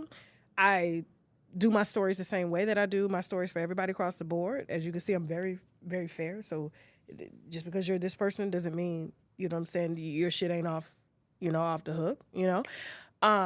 But once it started to garner legs, I was just like, well, shit, this is PR here. Like, and that's what I look at it as, PR. There's nowhere I can't go anywhere now, you know what I'm saying, or just deals, you know, coming in that, you know, don't get thrown our way. Nobody's worried about, oh, you have a lawsuit, like, at all. Let me ask you a couple questions, just business-wise. Like, you built up a big-ass platform, million-plus subscribers on YouTube. You have also your own network, right? Yeah. With having your own network, have you ever thought about like doing anything with distribution or like doing anything where? All that's coming. Yeah. We got some really, really big things like in the works right now that I don't like to talk about it till it's out. Sure. You know what I'm saying? But it's been a goal of like ours for years. It was the goal before I ever wanted to become or get in talk or whatever. So and, you know, we just, you know, one day at a time, just trying to, you know, but it's being leveraged. If that's what you're asking, right. It's being leveraged. If you were like, if you could tell me what's a like content schedule like for you? Are you recording every day? I record like the news. Whenever there's a story. Whenever I got a story, breaking news. The difference is I don't go chasing it. You see what I'm saying? You know, news vans are always out chasing it. They at the schools, you know, they at the airports, they wherever they can to get the news. But whenever something's breaking, I do it. You know what I'm saying? How much research do you do before you decide to actually air the story? Man, I was thinking about doing vlogs to show like just prep work. That'd be dope. But I was like, I don't want to let people too much into my space because it's a very sacred space. I'm still a creator at the end of the day. Right. You know what I'm saying? And not everything is for everybody. You know. That'd be cool as hell to get like a flow of like, oh shit, some news just came in. How do you verify if the shit's legitimate? Like, that whole process is... I thought about that, but, you know, we got all the receipts to back it up in our portal with our lawyers. So if it ever gets to that, like, people are like, how'd you know? Like the other night with the Megan story, phone calls being made. How she know about the 80 goddamn thousand? Don't worry about it. Did you deny it? Exactly. So, yeah, like, I mean, I thought about that, but it'll just take a lot of unnecessary time because it's not a audience big enough that wants to know the prep work. You see what I'm saying? And for me, I got to be able to leverage it and make money, and it's got to make sense. So I try to do things that make sense. So, yeah. What lessons did you learn from your legal proceeding? Anything? I journal a lot. Let me go back. So, lesson number 1, ego, right? There was a lot of things that made the verdict go that way, but it had nothing to do with the evidence, right? It had everything to do with the way I responded. So you know how you'll see people in the comments or whatever early on, and you know what I'm saying? I went through postpartum really bad after I had my son, because, being over 35, I'm 38 years old, having a damn baby, thyroid problems. So a lot of things that were necessarily, I thought at the time were big, wasn't big. And so I would get online and I would fucking lay in, right? Like, fuck this, da-da-da-da-da. But it had nothing to do with the case. And so, like, with juries make decisions based off of who they feel that you are, right? Right. And so, when you open up a trial and the first thing you got is Tasha K, and I'm not like this on my platform, you know what I'm saying? Yeah. Like, I'm not like this at all, but I got pushed. It worked. I'm fuck you, bitch, da-da-da-da, you know what I'm saying? That's not who I am. And I was out of character. I was truly out of character, right? So the biggest mistake that I made was allowing myself to get out of character.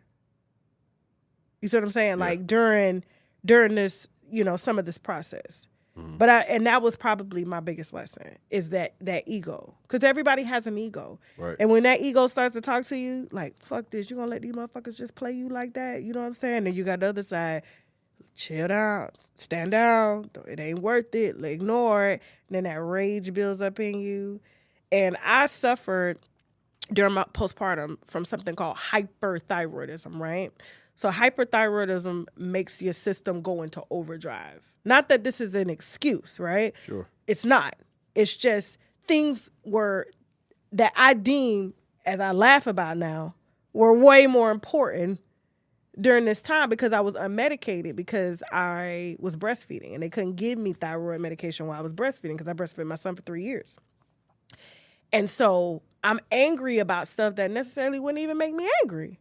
And I'm going the fuck in, And it'd be like late at night when I couldn't sleep. When we got postpartum, you can't sleep, Mm-hmm. And so doing a lot of inflammatory videos that were not in line with my brand, that were not in line with who I am as a person, that were not in line with just being a human altogether. And they were used against me. Rightfully so, right? Yeah, that's probably the biggest thing. So now, of course I'm medicated, but even if I wasn't medicated, like there's other measures that I've taken in order to not see what's going on, which is I don't even have social media on my phone. Wow. So no phones, no nothing. Everything gets sent to me by the people that work for me. And that's what I focus on. So if I'm not getting alerts, so that's how you don't read comments. That's the new.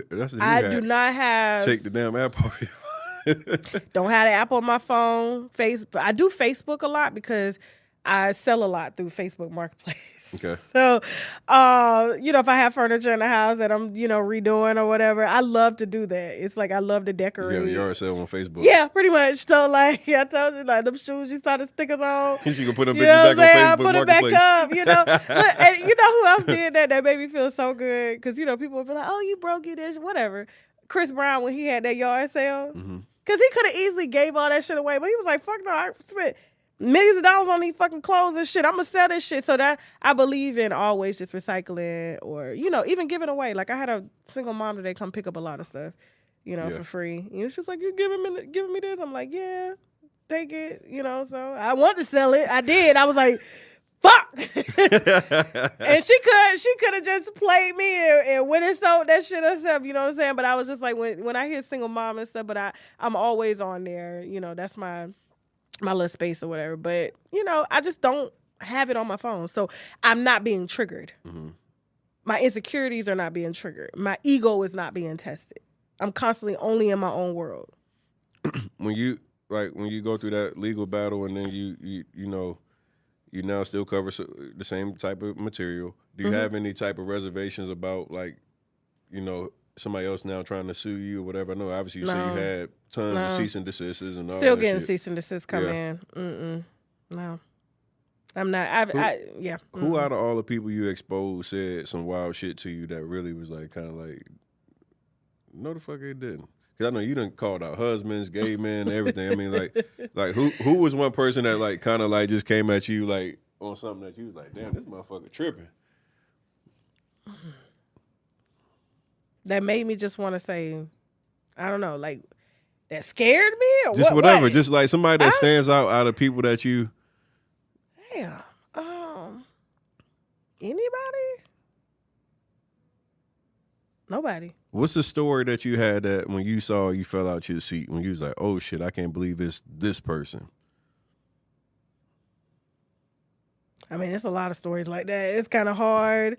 Give me the Tasha K. You gave me these questions ahead of time. That way I could have had them. Give me the Tasha K top 5. Oh shit! Yeah. Top 5. I love all my stories. I love all my content, so I don't discriminate. I know, but which ones, like, when you got those motherfucking receipts or whatever, you was like, ooh, shit, this one is the one, or this, like, 'cause you know, we all have, like, interviews or whatever, when you be like, that motherfucker gonna be good. This one's gonna be, I mean, obviously, like, you had the one with old girl, but outside of that. I would say there was an R. Kelly story that I had got. And there was a girl. I didn't put it out, though. Because that I could have been sued and everything could have been shut down. But she had very questionable like pictures, you know, of her and him and her doing things, you know. Oh, to so him. you be getting everything. Yeah, people. Let me tell you something.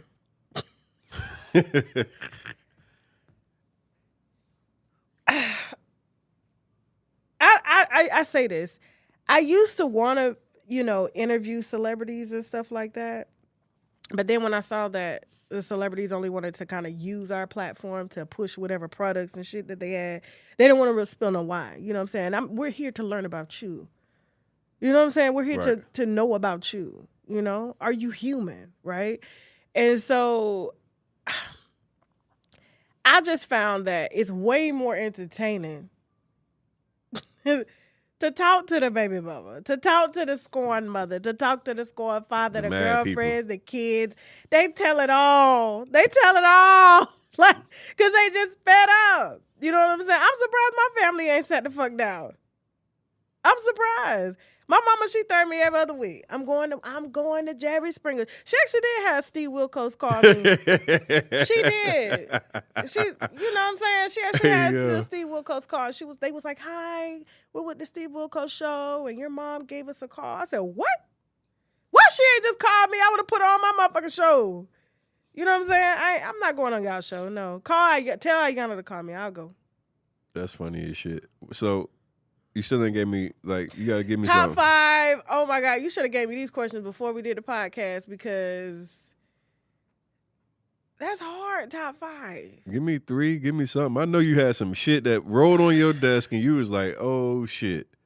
There's so much. Was R. Kelly shit that bad? There was a Michael Jackson. Hold on. There was a Michael Jackson story. Before you do that, the R. Kelly, because you said you had got some R. Kelly shit. It was bad. I never really paid attention in great detail. I seen all the allegations and things, but like, well, the part about R. Kelly liking men, it has something to do with that. Oh Lord. Yeah. Oh. So when it came out, you know, I had exposed like one of his lovers, like 2 of his lovers, but you know, as far as in depth going into detail, like he was into some really nasty shit, like just sexually, and you wonder like, why is every song about sex with him? Because he had become so desensitized to it that I feel that he needed to do more extreme shit in order to get off. Oh, damn. When you're R. Kelly and anybody will lay down with you, anybody or anything, you know? Damn. Michael Jackson. What you saying? Yes. Okay. So I had a huge Michael Jackson expose, not on him, but on the people involved. Mm-hmm. and it was involving doctors, lawyers, everything. But because of how deep it went and the receipts that were presented before me, I think I was early on, probably like $200,000-300,000. I decided to back off because the one witness that I needed got scared and backed off, and there was no way I could go forward with that caliber of a story without having someone that credible. Because it would have came for people's law firms, it would have came for their medical practices, it would have came for a lot of shit.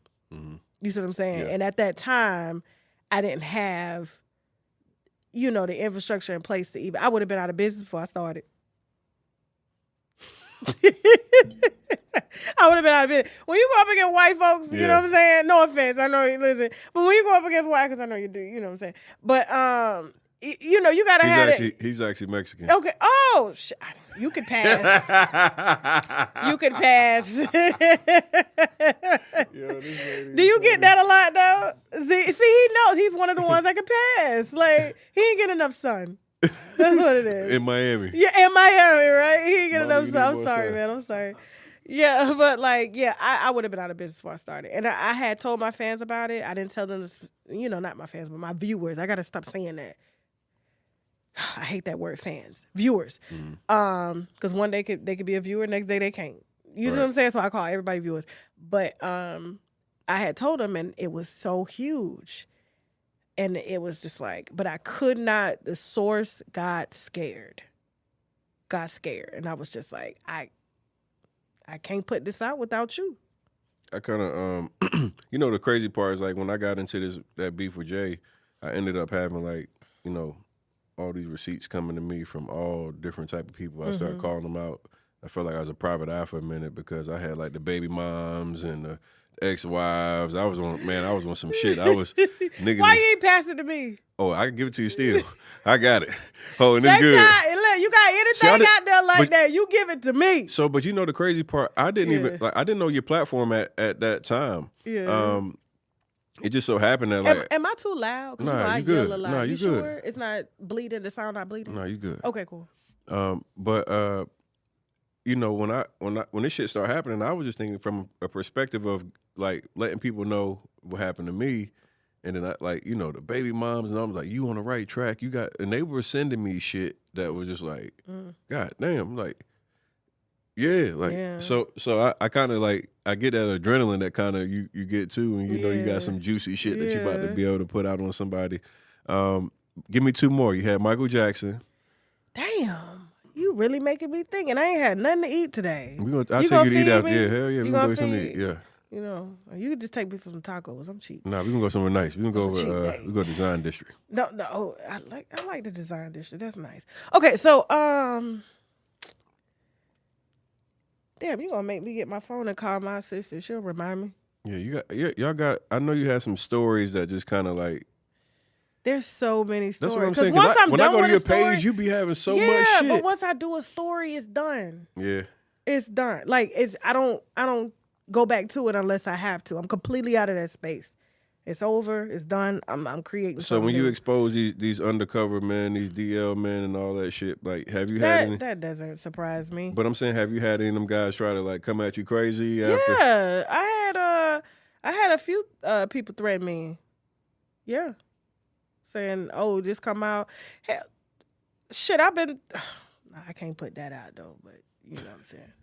But no, I've had a few. That's the ones I'm trying to get. The ones what you keep holding back? You holding all the juice over there. Tasha got too much shit. She be holding on, y'all. I know. I'm sorry. I'm trying. The bigger you are, the more politically correct you got to be. And you got to move strategically. So now anything that I say, you see, I don't even be saying shit and stuff just fucking trend. You know what I'm saying? So I have to be careful. You got the audience on and I asked you about Charleston earlier. I'm kind of jumping thoughts. Yeah. Because you guys have the way you got, and I asked you because you guys both captivate audiences that is really intriguing to me.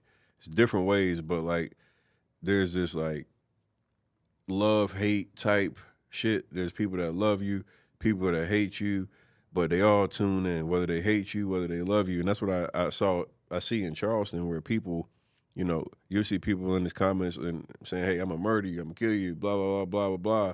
And you see people saying they support what he's doing. You see you see all the different but layers. it's the haters that keep them going though. It's not the people that love you.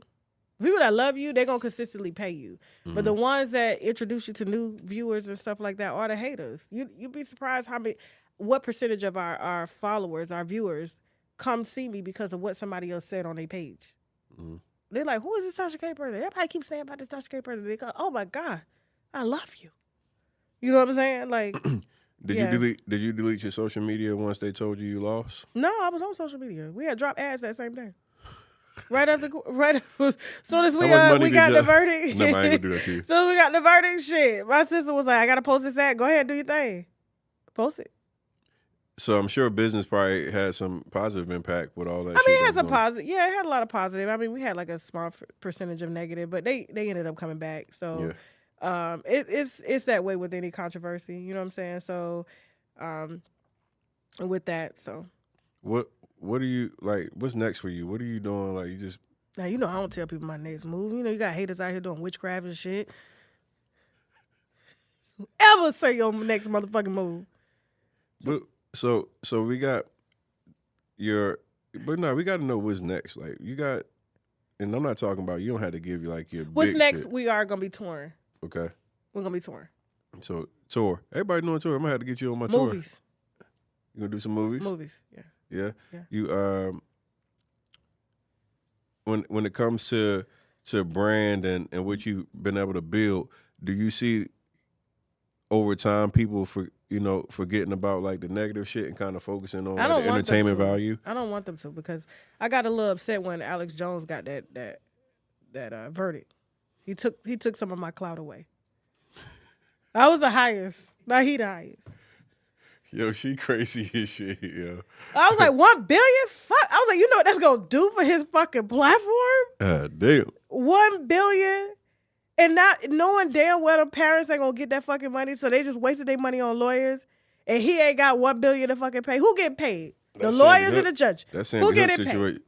The attorneys and the judges. That's it. Yeah. And the parents still can't bring Timmy back. Do you damn, I just want to brain dead for a second. Damn, I had some more. I should have ate first, and I would have been able to spill more wine. You know what I'm saying? Why you thinking I'm a thing? Because you've been holding all the wine over there. I ain't been. I mean, it's supposed to come out on my show. I should have brought some damn wine down this motherfucker. Yeah, if you would have brought some wine, yes. I was asleep over. We should have got. Yeah, you should have got the wine going. That's how you, especially a chair like this. You got the Wendy Williams chairs and shit. You know what I'm saying? You should have had the wine going. Look. Now they gonna be like, "Oh, she had a purple chair. She thinks she Wendy now." Nah. Oh, Wendy got a purple chair. Yeah, she got the purple chair. When you gonna get a talk show? You gotta get your own talk show. I have a talk show. Ain't nobody watching talk shows on TV no more. You tuned in to Channel 2 to watch a talk show? No, I mean, but they still be on shit. They still be on for the old white people. I'm about to say, somebody watching the motherfuckers. They still be on for the old people sitting in their house paying their bills by check. By check. By check. You know, motherfuckers still write out the checkbook. Everything laid on the table with the plastic flower cover table wrap, tablecloth. Granny house. Yep. Granny they house. sitting there watching, what the hell Jay Hudson got going on? Knowing them people ain't buying no goddamn ads. You know what I'm saying? They sell that shit for advertisement. Them old people watching TV, everybody on the internet. But shit, let me tell you something. I got some grandmas that's sitting at the table writing checks.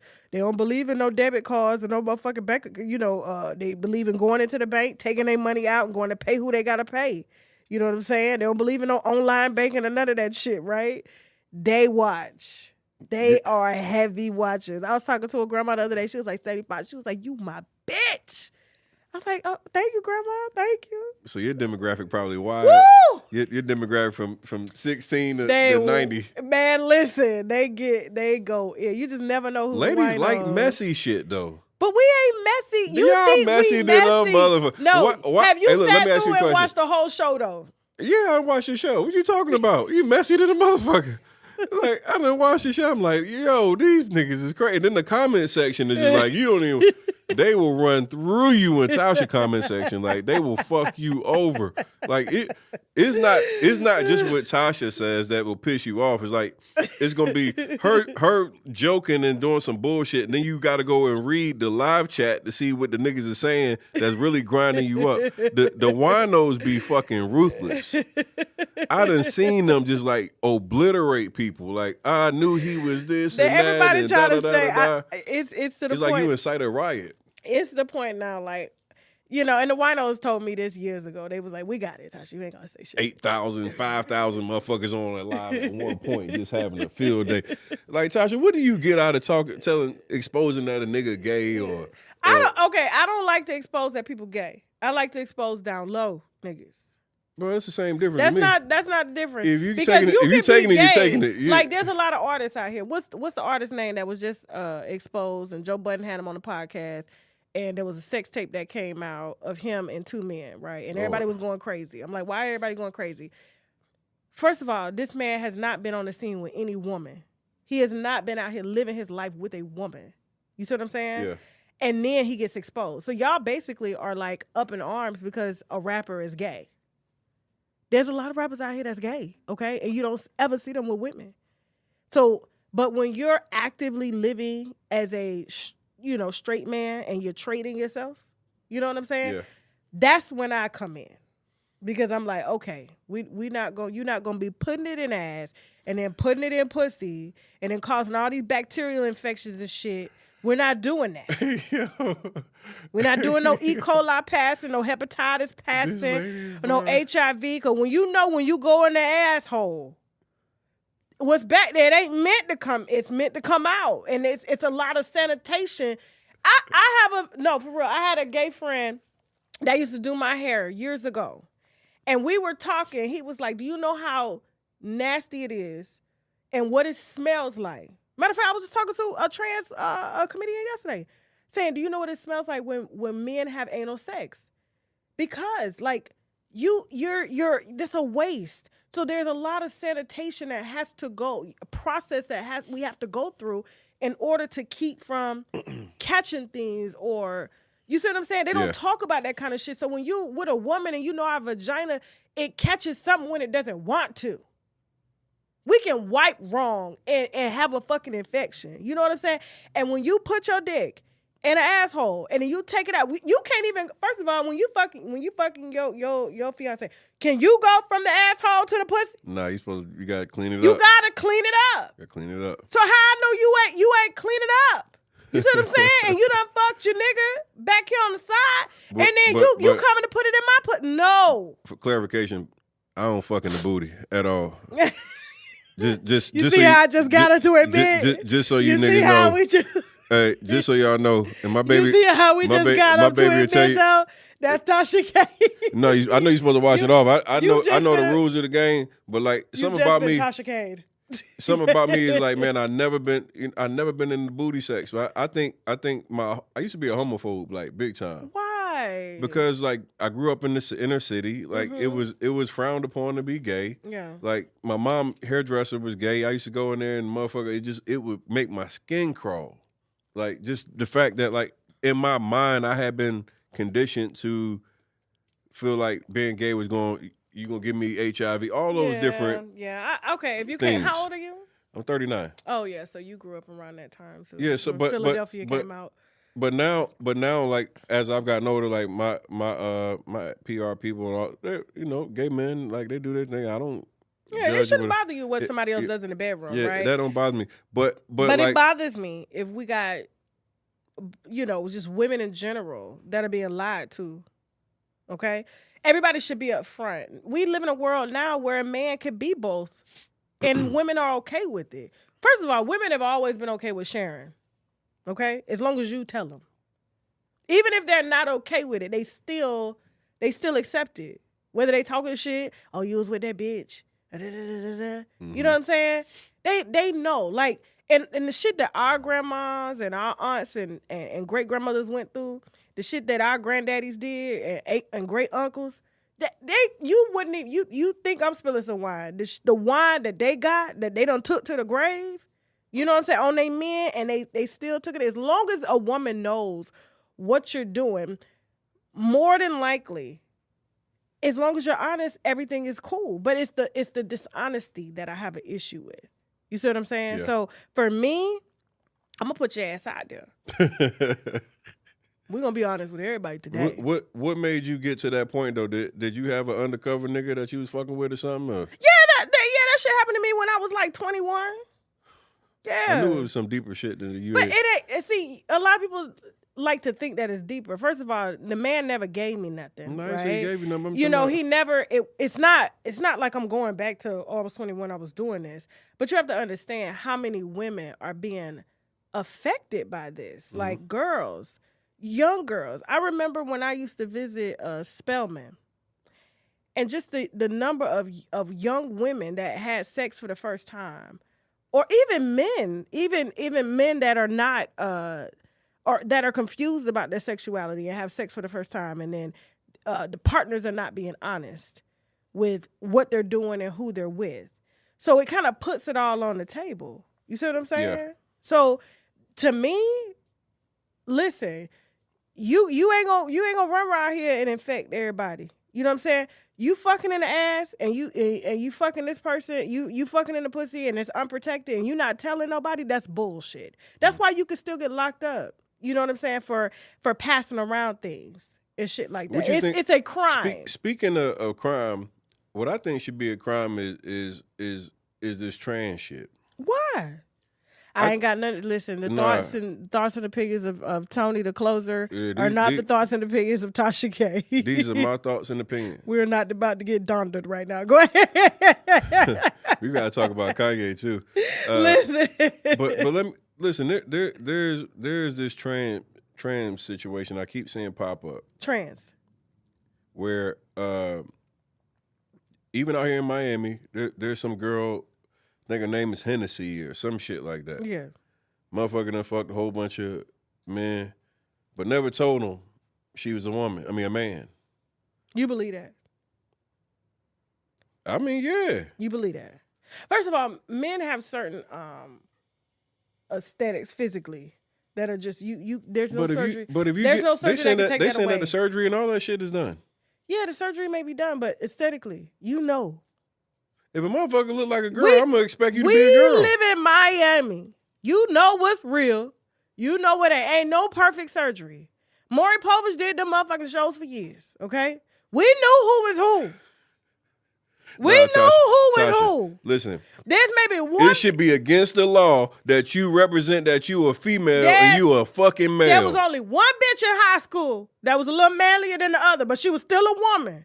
But it's not all women. Man, some of these girls look just like their daddy. You know what I'm saying? Some of them look just like their daddy. But that's a rare thing. Got some strong daddy features, chin and everything. And but even those are still proud of being women. You understand what I'm saying? Whether they like women or whether they like men, they're still proud of being women. They're not trying to hide that. But as a man, I'ma know that you are a fucking man. I'ma know that. You see what I'm saying? And you trying to sit here and tell me that the niggas shit on the exposed, they didn't know?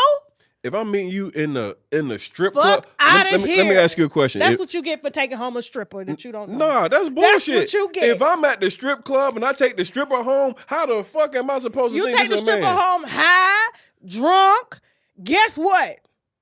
And it feel like titties? First of all, you should be questioning anybody if the ass don't match the legs, don't match the thigh. Bitch, you know you didn't come out your mama looking like that. These girls in Miami don't ass and legs don't match. Exactly. So you have to do due diligence and ask motherfucking questions, okay?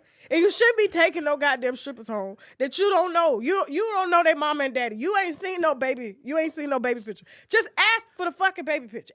Can I talk to your mama? I ain't never asked no woman I'm fucking, can I see your baby picture in my life? Man, you gonna have to. Man, come on, man. We shouldn't have to be in times where I gotta go see your baby picture to know. If you don't want to fuck on something other than what you fucking on, you better ask. I'm glad I got me a woman because this shit is getting out of control out here. This shit is totally different. You better ask. But real talk, do you think that that's not fucked up to like have somebody out here representing that they're a female? No. What?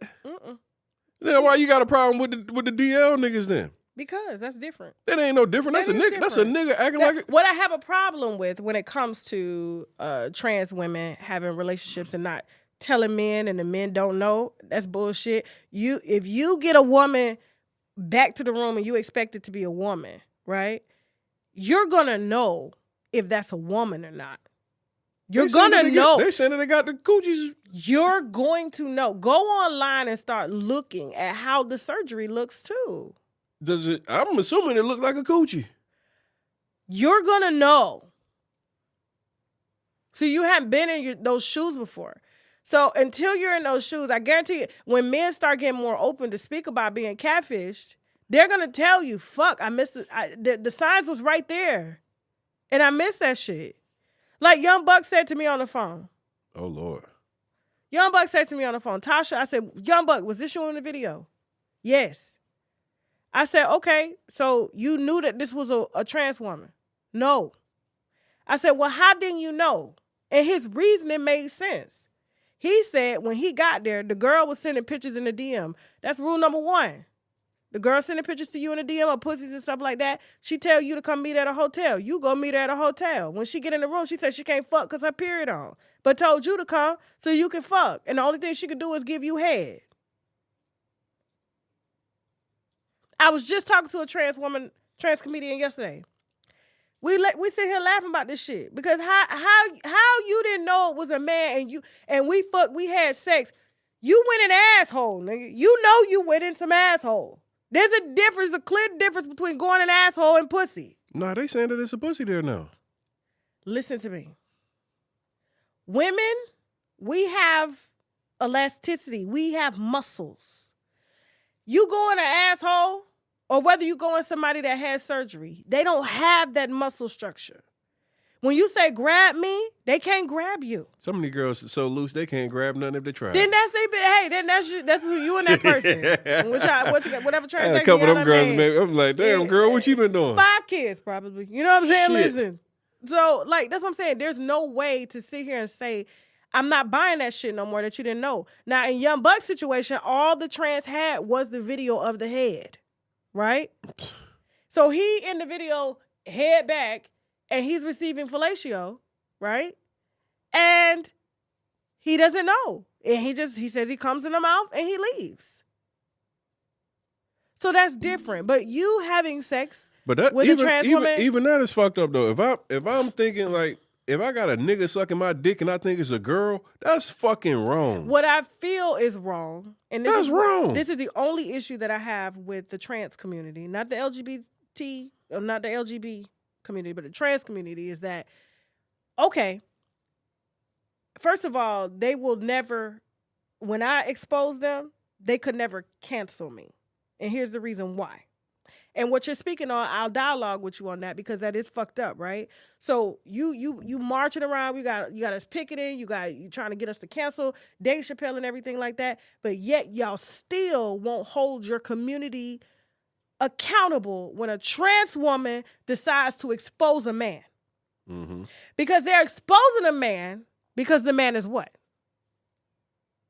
Straight. Gay. Oh, well. Gay. The reason they're exposing them. Well, when this Hennessy chick was exposing people, she was exposing them. And that's where the trans community and the LGBT community needs to come together and rally as a whole to say, we will not tolerate this. Because if you want rights as a woman, you want to use the bathroom, you want to say that you don't have to conceal who you are and that you should be respected for who you are, you have no fucking business exposing a man for being gay because you're a woman. You're all things woman. That's my problem. That's a living contradiction. So guess what? I will continue to drag their ass when they get out of line like that. So are you a man today or are you a woman? Because you just exposed this man for fucking on you for being gay, which means that makes the man gay. You slept with a man you slept with a woman that you didn't think was a man. That's shameful. So in that case, guess what? That's why Dave Chappelle still has his motherfucking show. Because y'all won't hold each other accountable.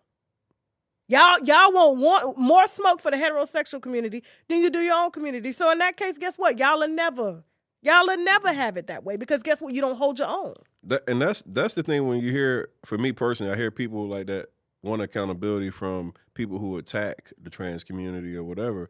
But they're attacking themselves. But you put yourself in situations where you got men who aren't knowingly having sex with you And then you come out and you exposing them. For being what? Gay. Right. But you're a woman. But you identify as a woman. You should be respected and treated as such. I saw something on Spiritual Word yesterday. You get a period. You have babies. Spiritual Word yesterday, there was a post up with a girl that was dating her boyfriend for like 3 months, living with the mom and the I don't believe that shit. The nigga knew. The nigga know. The mama didn't know, but the nigga knew. How?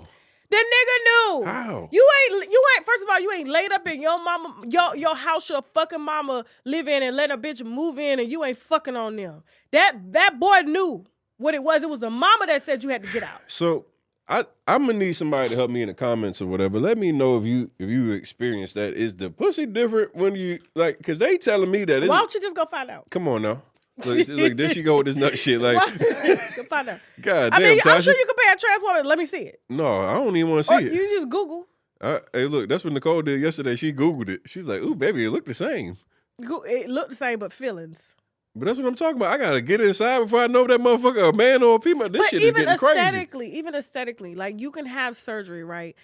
A man can have surgery and transform to a woman, vice versa, right? You're still gonna know something is off. Something is off. They can't get rid of everything. I just surgery. can't though, Tasha.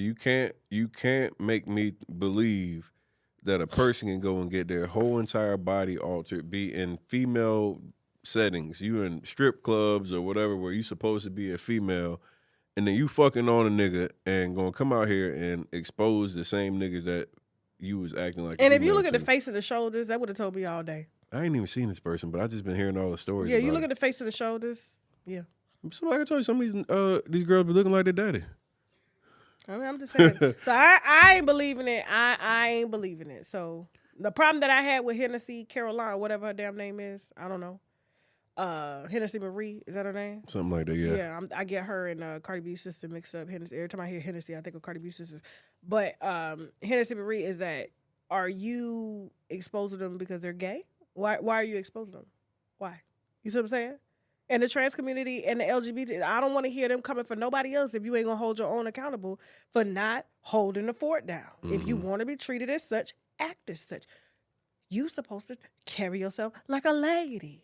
A lady don't kiss and tell. That's a bar right there. I love it. Everybody and mama in the last 5 days has canceled Kanye. He'll be back. Everybody from Adidas to even I seen Cherie. It's compartmentalized outrage. Did you see Cherie? She by Cherie has canceled Kanye. Yeah, it's fake outrage. It's no more than buck breaking. Do you believe that any of this is strategic by Kanye? Do you believe this is planned, or do you think he's having? I'm hearing so many different things. I know you kind of get news. I think that it needed to happen. And that way, our folk, will start being in more control of their own. Kanye dumps a ton of fucking money into other communities. And as soon as he does one thing wrong, they give him back his money. You see what I'm saying? Mm-hmm. So it's about priorities. And so I feel that this is a moment for him to prioritize. He's still got bread. Like, Kanye, to make no mistake, Kanye still got bread. You know? And a lot of those people that have severed partnerships have to pay him. And let's be honest, what is Adidas without Yeezy? Nothing. Who goes to buy Adidas without Yeezy? 50, you going in? 50-plus-year-old man. Nobody's going. Adidas, the last time Adidas was hot is when they had the different color shoes and shit. Remember everybody was wearing them? You know what I'm saying? That's green. That's the Pharrell. Yeah, like nobody is fucking with Adidas like that. Adidas just gave away, not including future revenue loss, because somebody made a phone call and told them they better do it. So basically, you just sent your business down to prove a point. Who's going bankrupt just because over what somebody said? Adidas just literally committed business suicide without Kanye. Beyonce ain't putting out she ain't putting enough product out to keep y'all stabilized. Mm-hmm. It was Yeezy. So this all is compartmentalized outrage. Yes, what Kanye said was really fucked up. You should never use the word death and Jew in the same sentence. Was it the At all, DEFCON quote? Yes. Because I was trying to figure out, like, Yes. I watched that full 3-hour video. Yes. DEFCON. And Kanye is a very influential person, and people go and do what he says do. So now people are holding up swastikas and doing Nazi symbols and shit like that, because we live in a very followeristic like type society now, where people are looking for someone to be the spokesman of that, and you can't. No matter how upset you are, you can't say those things. You chose to do business with these people. You understand what I'm saying? Right. Like, nobody told you to do business. Matter of fact, it was Sway in the Morning that told you to do it on your own. It was a black man that told you to do it on your own. You said, fuck them.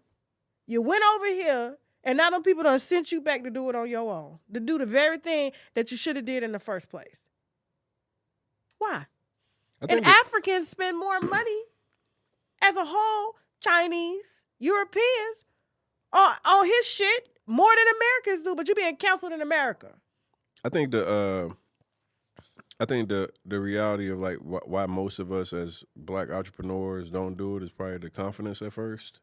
I think like now that he's been able to have that level of success, I think it makes it easier. It makes it easier to be able to go and transition into having your own. But I think it may not be as big as it was before. Yeah. But you gotta understand, just because it was big doesn't mean he had his hands in all of it. Right. There's a lot of hands in that pot. But now the pot has been reduced. The pot has been reduced. Now it's just your pot. Mm-hmm. Maybe God did that. God did that. What he said, I don't even think it should have came into thought, because that's not the problem. The Jews are not the problem.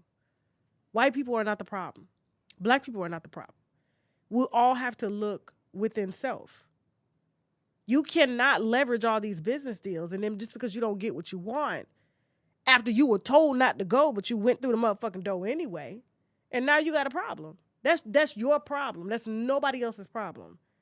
He doesn't do shit for the black community. So now you on both sides. You ousted from this community. This community been stopped fucking with you because you stopped fucking on the community. You sitting online talking about your preference, but your preference just basically condemned you to their community. Let me get on that real quick. What's up? Why can't men have a preference? You can have a preference. Nah, because when a black successful man has a preference of the type of woman that he wants, black women get offended. I have a preference. You can have a preference. You can have a preference.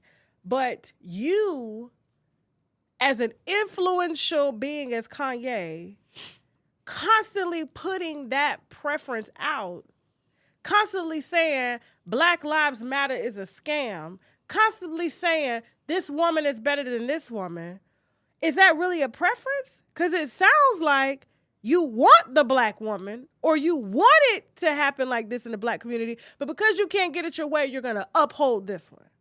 You love who you love, period. But black women give black men a very, very hard time about dating outside of their race. You know because how many... of the reasons as to... First of all, I don't think a black woman really gives a shit who y'all date. It's when you lay up and you pillow talk and try to say, oh, I don't date black women because of this. I don't date black women because of that. Is it the black woman that you don't date, or is it the person? Is it the character?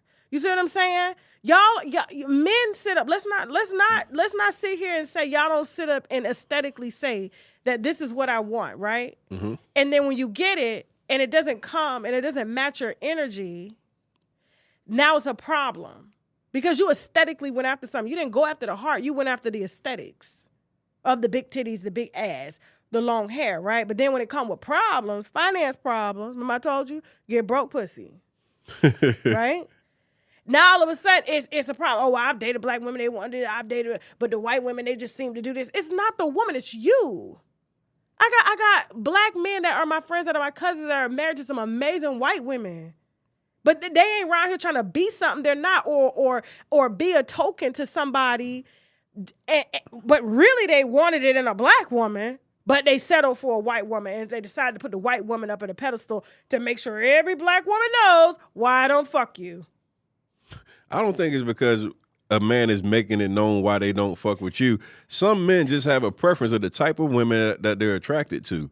And black women don't like if it's not a black woman. Do you see us sitting up? First of all, it's an insecurity. When y'all sit up and y'all say, oh, this is our preference, this, and that. Me, I told you straight up. I prefer men who are educated. I didn't say aesthetically it had to be black. I didn't say aesthetically it had to be muscles and I didn't say that. I said he has to speak 3 or more languages. That could come in Asian, white, whoever. A black woman doesn't get the same criticism for dating outside of the race like a black man does. We don't say we're dating outside of our race. Oh, absolutely. No, we do not. Oh, no, come we do on, not. Tasha. Like, no, there's some black women that grind the black men up. You ain't this, you ain't that, daddy ain't this. And listen, and she's wrong too. But you rarely see that though. First of all, you rarely see black women go outside of their race. You got some of them that say, no, I'm holding for my king. I'm holding the fort for my black king. I'm holding it, right? But then you got some that'll do the same thing that some black men do. Oh, you know what? I need a certain type of woman or to look a certain way to walk me through the door or to make me or to be aesthetically pleasing to me. This is what I look for, okay? Then when she courting your ass, down here in Miami in the condos, and you online tweeting, because this is what he did. Now, this is an African man that tweeted his disdain for black women, put the white woman up on the pedestal, and she killed his ass. And now you want the black women to come and rally for you. To say, justice. This is the building, right? What the hell you got? The podcast over. This building is hexed and cursed. This is the building. Oh no! Yeah, it happened here. That's what I'm saying. So so because this man had and this is my issue with this shit. This man put that shit up when he was 16 years old. You didn't think that's who he was? Man, come on. So T.I. kid a kid at 18.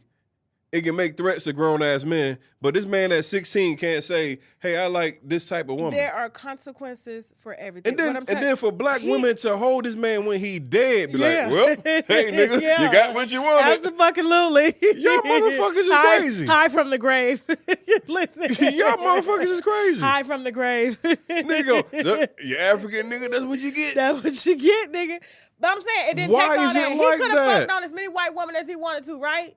He could have fucked them all. He could have made as many babies. He could have nutted in their motherfucking eye and left it there. We wouldn't have gave a shit. But the moment you come to take to social media to say, why? Because you want us to be like that. I done said some shit about black women that done did me dirty and hurt my feelings. Okay, but he probably was venting. He could have been venting in that space. Who you fucking on? Because your woman is a very beautiful, educated black woman. She's a black woman. Exactly. But you didn't stop fucking on her. Hey, look, I love black women. Okay. I ain't blind to some of these other races that look good too. Okay, but so if I would have decided I wanted to go get me a little Mexican mommy or a white girl, why would I have to be under the ridicule of all the black women? No, but you only under the ridicule when you take the Twitter to tweet about it. So guess what? You have now ignited the army. Black women. But if black I Twitter would have turned my ass up if I would have came on that bitch with a white girl. If I would have came on that bitch with Becky, y'all motherfuckers would have ate me up. Look at this nigga talking about financial literacy and helping black people, and he got a whole white bitch. No, and you know what? And that's ignorant on their behalf because guess what? It's not you. You know what I'm saying? Like it's different when you boast about it, right? I have no problems with you, laying up with whoever you want to lay up with. Like I said, I got some white girls that are my best of sister-in-laws and cousins and shit. You see what I'm saying? But they men ain't fucking on them because, they think white is better. They fell in love with these women. And these women fell in love with these men. It's not about love anymore. It's about aesthetic. And guess what? He went and got him a whore from OnlyFans, okay? And put her above every black woman just because every black woman didn't want to fuck on his ass in high school, okay? And put the bitch on a pedestal and look where she put him, in the grave. Is the fact that this man said something at 16 years old, why we like that? I seen niggas celebrating Kevin. Black women be pissing me off. He don't come from my dog. Kevin, look, Kevin let me say this, Kevin man. fucked on black women. His kids is black. But black women hated Kevin. Huh? They hated Kevin. No, they didn't. They didn't hate him. There were black They women called in every day. celebrated. They celebrated his death. But it was funny how he died though. It was funny. But they celebrated his death. Cause Yeah. listen, I miss my pussy. dog. That's my dog. And I know, he laughing at me in spirit. We would laugh about some shit behind the scenes, right? Me and him. Because just the plain, just fucking fake outrage, right? But black women are upset, but yet they're fucking calling in and asking him for advice. You know what I'm saying? Yeah. And he did the same thing to black men. He used to do it to black men. And, him telling black men about themselves, it didn't penetrate as hard as telling a black woman, you are better than this.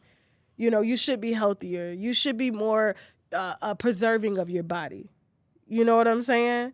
You shouldn't be around here. Now you got 5 kids and all of a sudden you didn't want to get married to your first baby daddy. Why you want to get married now at 4 with 5 kids? Go get you somebody with 5 kids. That's who you match. You match the energy in which you've created.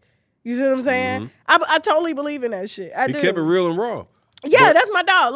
That's my dog. But it was funny the way he died, though. It wasn't funny how him dying, but it was funny the way he died, though. He went out like a G. If I die, bury me like Kevin Samuels. Let me go out like that. Hey, if you gonna go out, Kevin, man, that's a hell of a way to go out, man. Old men, if you're fucking on young women, have you a defibrillator, okay? Please take it easy on whatever substance you're taking for performance enhancements. I know he loved him some Red Bull, Kev, it take energy to fuck on these women. You know what I'm saying? You as hell. Kev went out like a G. If you say, hey, he died fucking. If you die fucking, that's a hell of a way to go out. How did he go? He went out with a wood. He was good to go. He probably didn't even know he was having a heart attack. He was just like, probably thought it was. Oh my God.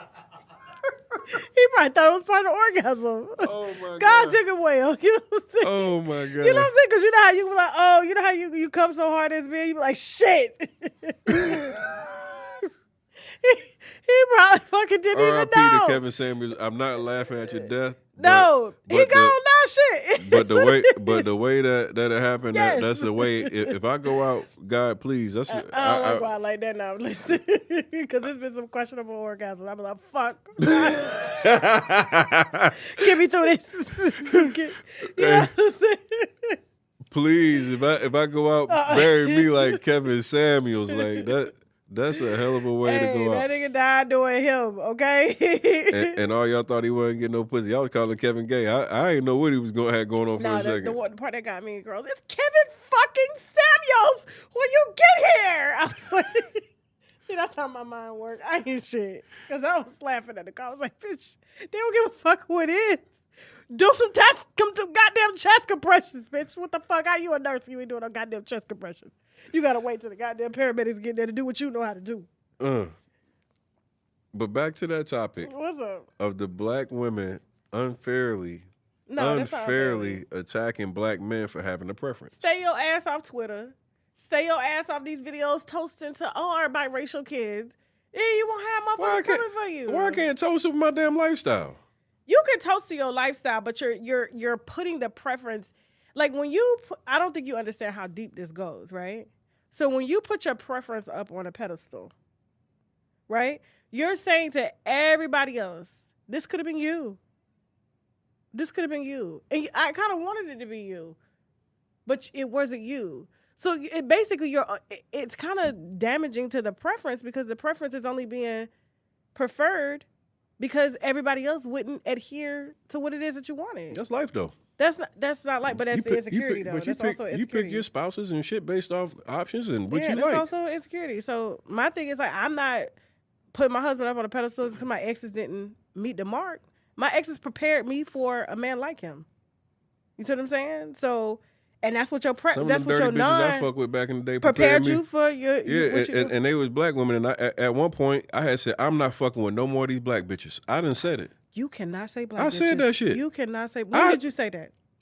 Man, 2017 when I was sitting in jail fucking with a black bitch that was fucking another nigga while I was in jail. Oh, your feelings was hurt. Yeah, they was hurt. How many bitches did you fuck on while you was with black women? That's not the point right now. Nah, how many bitches did you fuck on? Well, it was you black. You want to call her a black somebody's dick. What? It was, so it she was black got your. women throwing me the pussy. Would you? Exactly. So now that she done got your ass back, now you a black bitch. You this. Oh, you didn't think I would. You didn't think I would fuck your best friend, did you? Nah, she ain't fuck my best friend. She fucked Meek. Meek Mill? Yeah.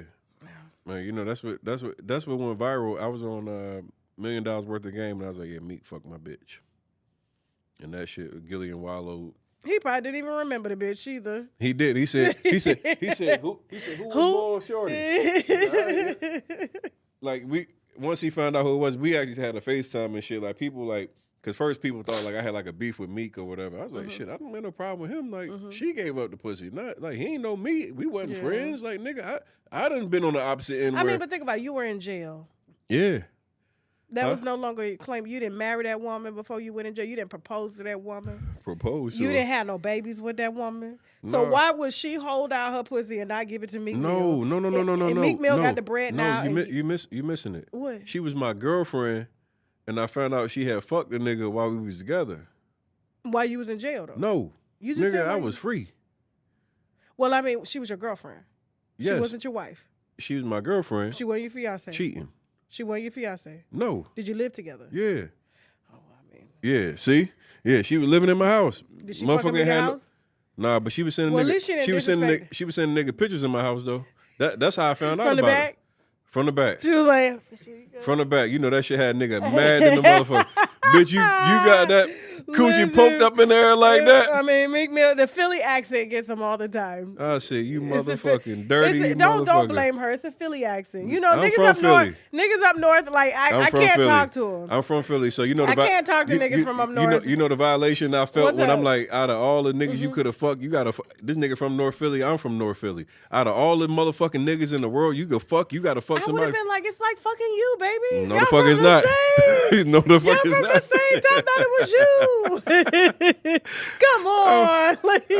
I'm sitting there like dreams that turned to nightmares for real. I would have been like, I thought it was you, baby. I didn't even know he came in the room. Do you know how fucked I just opened my legs. Let me tell you how fucked up it was. What's up? So she from New Orleans. She was from New Orleans or whatever.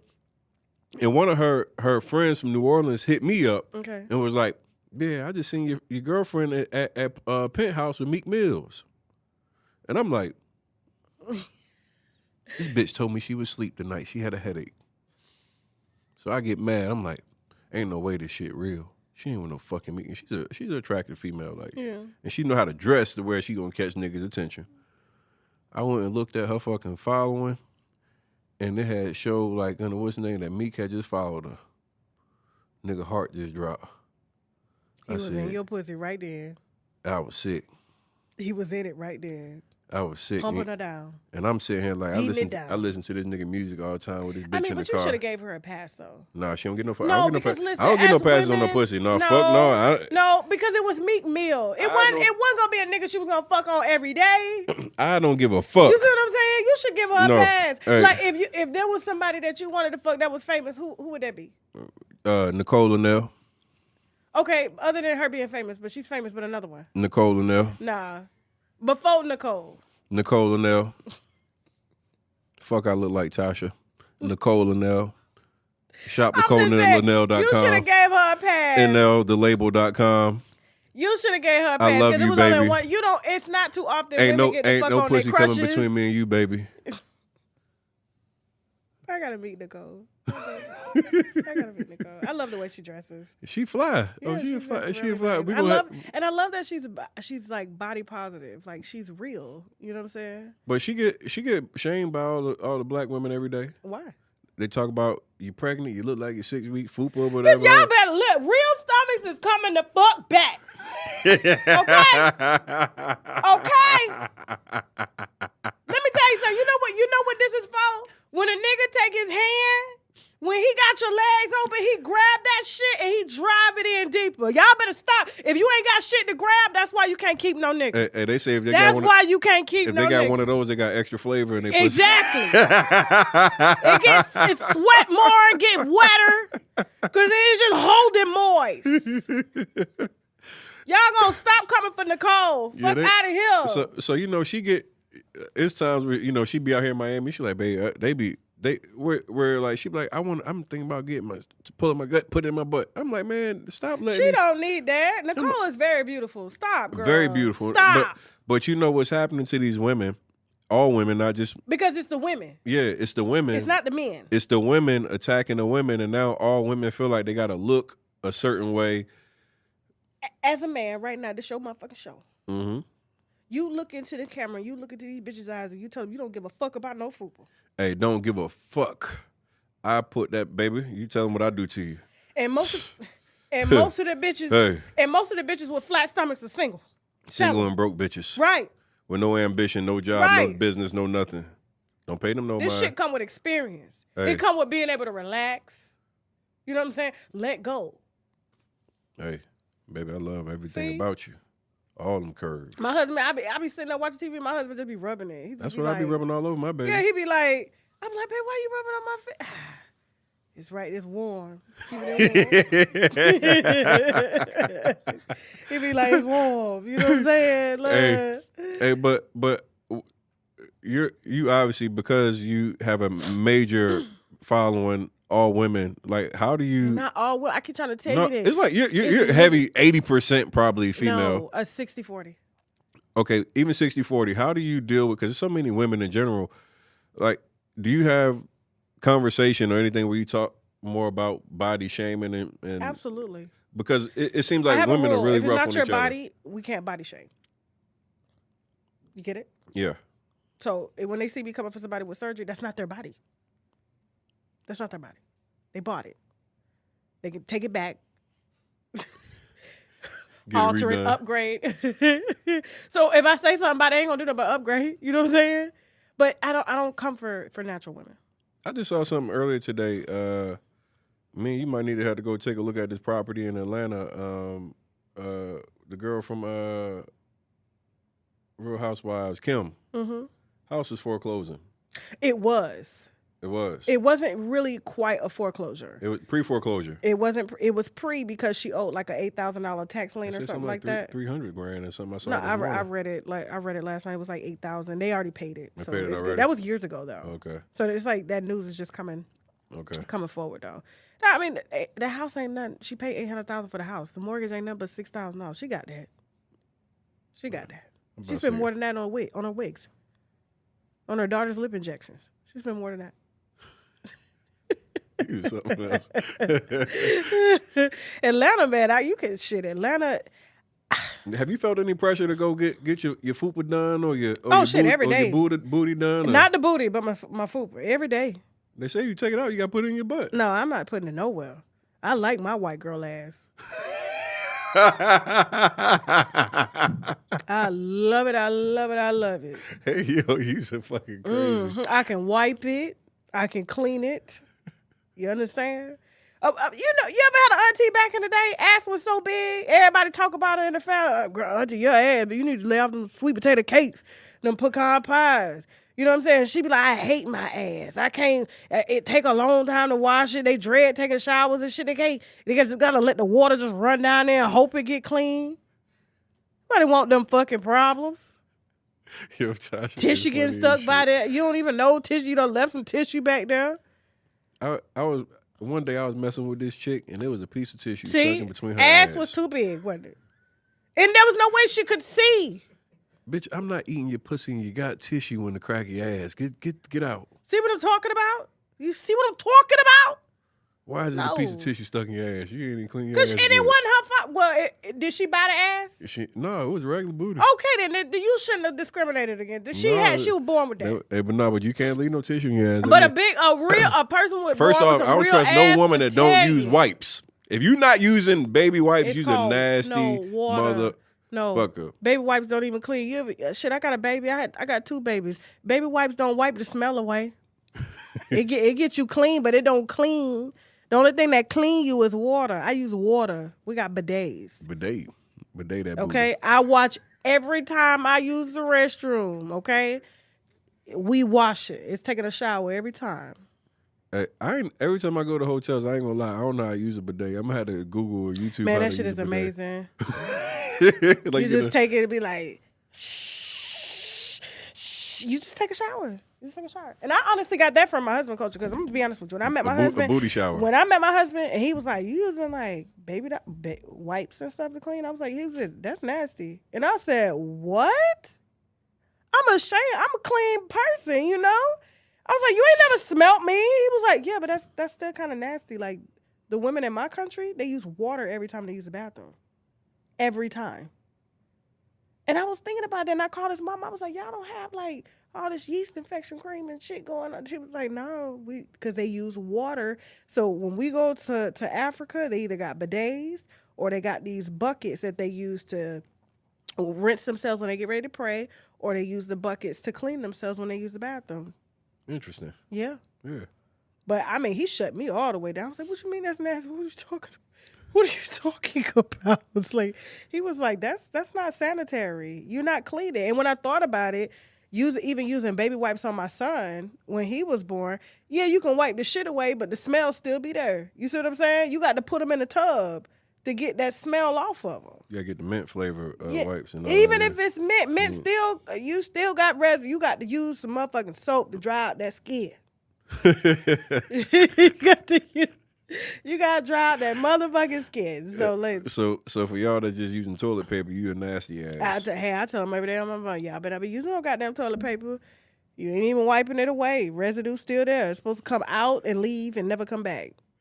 Hey man, I could probably talk to her for like the next 4 hours, but I'm gonna end up rapping so we can go get something to eat. I ain't gonna starve you. Okay, I'm good. I like fasting anyway, so. But did I give you some wine though? Are you satisfied with this podcast? Hell yeah, you been on here in the first place. We gonna have your energy is like all we needed on here in the first place. Okay, I don't want him to be like, this bitch done came through. She ain't spilled no wine. Nah, see, I'm not the wine channel though. I just want to, I like just to have good conversation and talk about some shit. And I don't like doing interviews, but I did yours.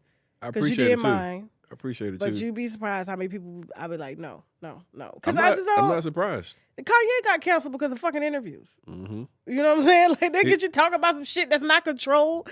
I control it on my show. Yeah. Nori and them boys goddamn line Kanye up, man. Yo, they gave that nigga all them drinks, had weed in the air, goddamn, and made this nigga lose $500 million. Nori, y'all ain't shit. Oh my God, Nori got online. You could tell he almost got fired too. He had spit lines and shit. Fucking every time he opened his mouth, his teeth were yellow, tongue was white. I said, nigga, you ain't brush your teeth before you made the video. Nigga said, I love all people. Nori was stressed. Love all people. We do not condemn what Kanye. I said, this nigga done got threatened. Yeah, they didn't stress Nori out. Listen. I ain't gonna do that. Go ahead. You done been at a couple people. I know you had some shit with Charlemagne.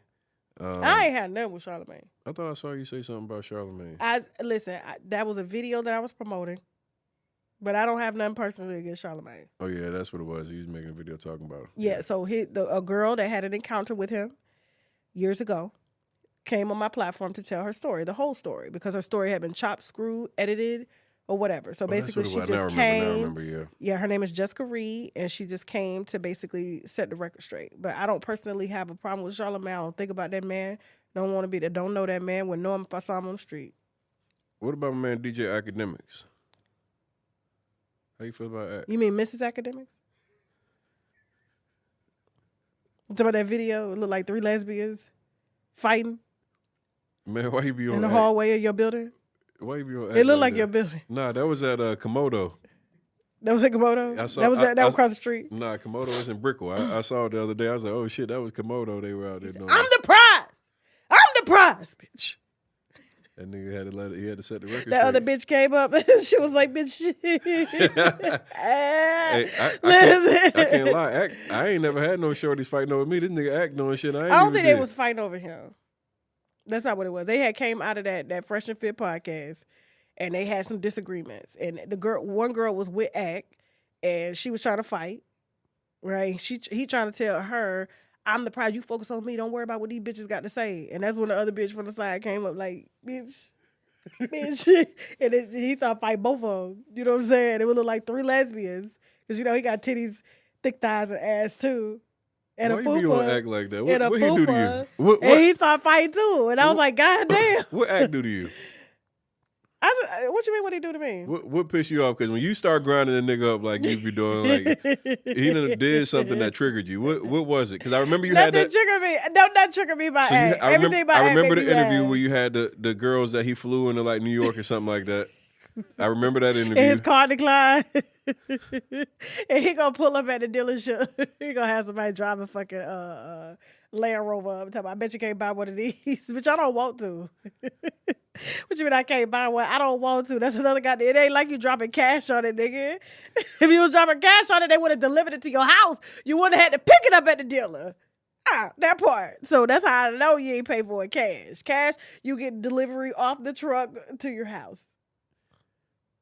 Tasha is on some shit right here, yo. But they don't come pull it around like they just wash the car for you because you just signed the loan paperwork.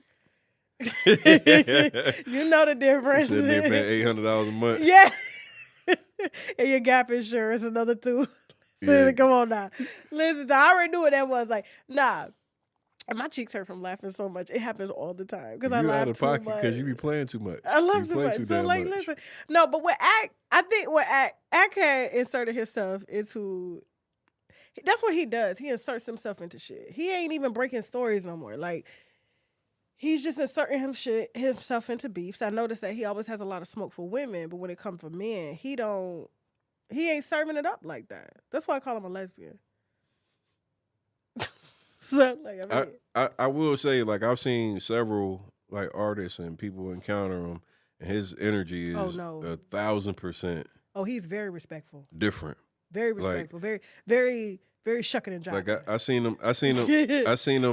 seen him like kind of fall back off them, and then I heard him like when he was coming at you, and it was like this bitch Tasha K and this that. Because he know he could do that to black women, and there's no outrage for us because like we're the most just kind of underprotected community as a whole. But that's our fault as black women, right? We're the reason why other black women are out here going to have surgeries because we do it to each other, right? So. And when it comes to act, it's just I just think he's a bitch. Just like Vic Mensa said, like this real nigga shit. And you sit on your fucking podcast acting like you about that fucking life and goddamn, you know what I'm saying, just instigating this shit. But when you got a nigga like me in your presence, bitch, you shut the fuck up. Because if these cameras wasn't on, you know what's about to happen. So you got to put that Vic Mensa clip in here so they can know what I'm talking about. I ran into Act. And that's a light-skinned nigga that came for this nigga. I ran into Act at a Fresh and Fit. Well, he actually was interviewing Charleston White. And isn't it amazing how he's just sitting down there with them corny-ass niggas? Come on now. They all corny. Come on. They all down there.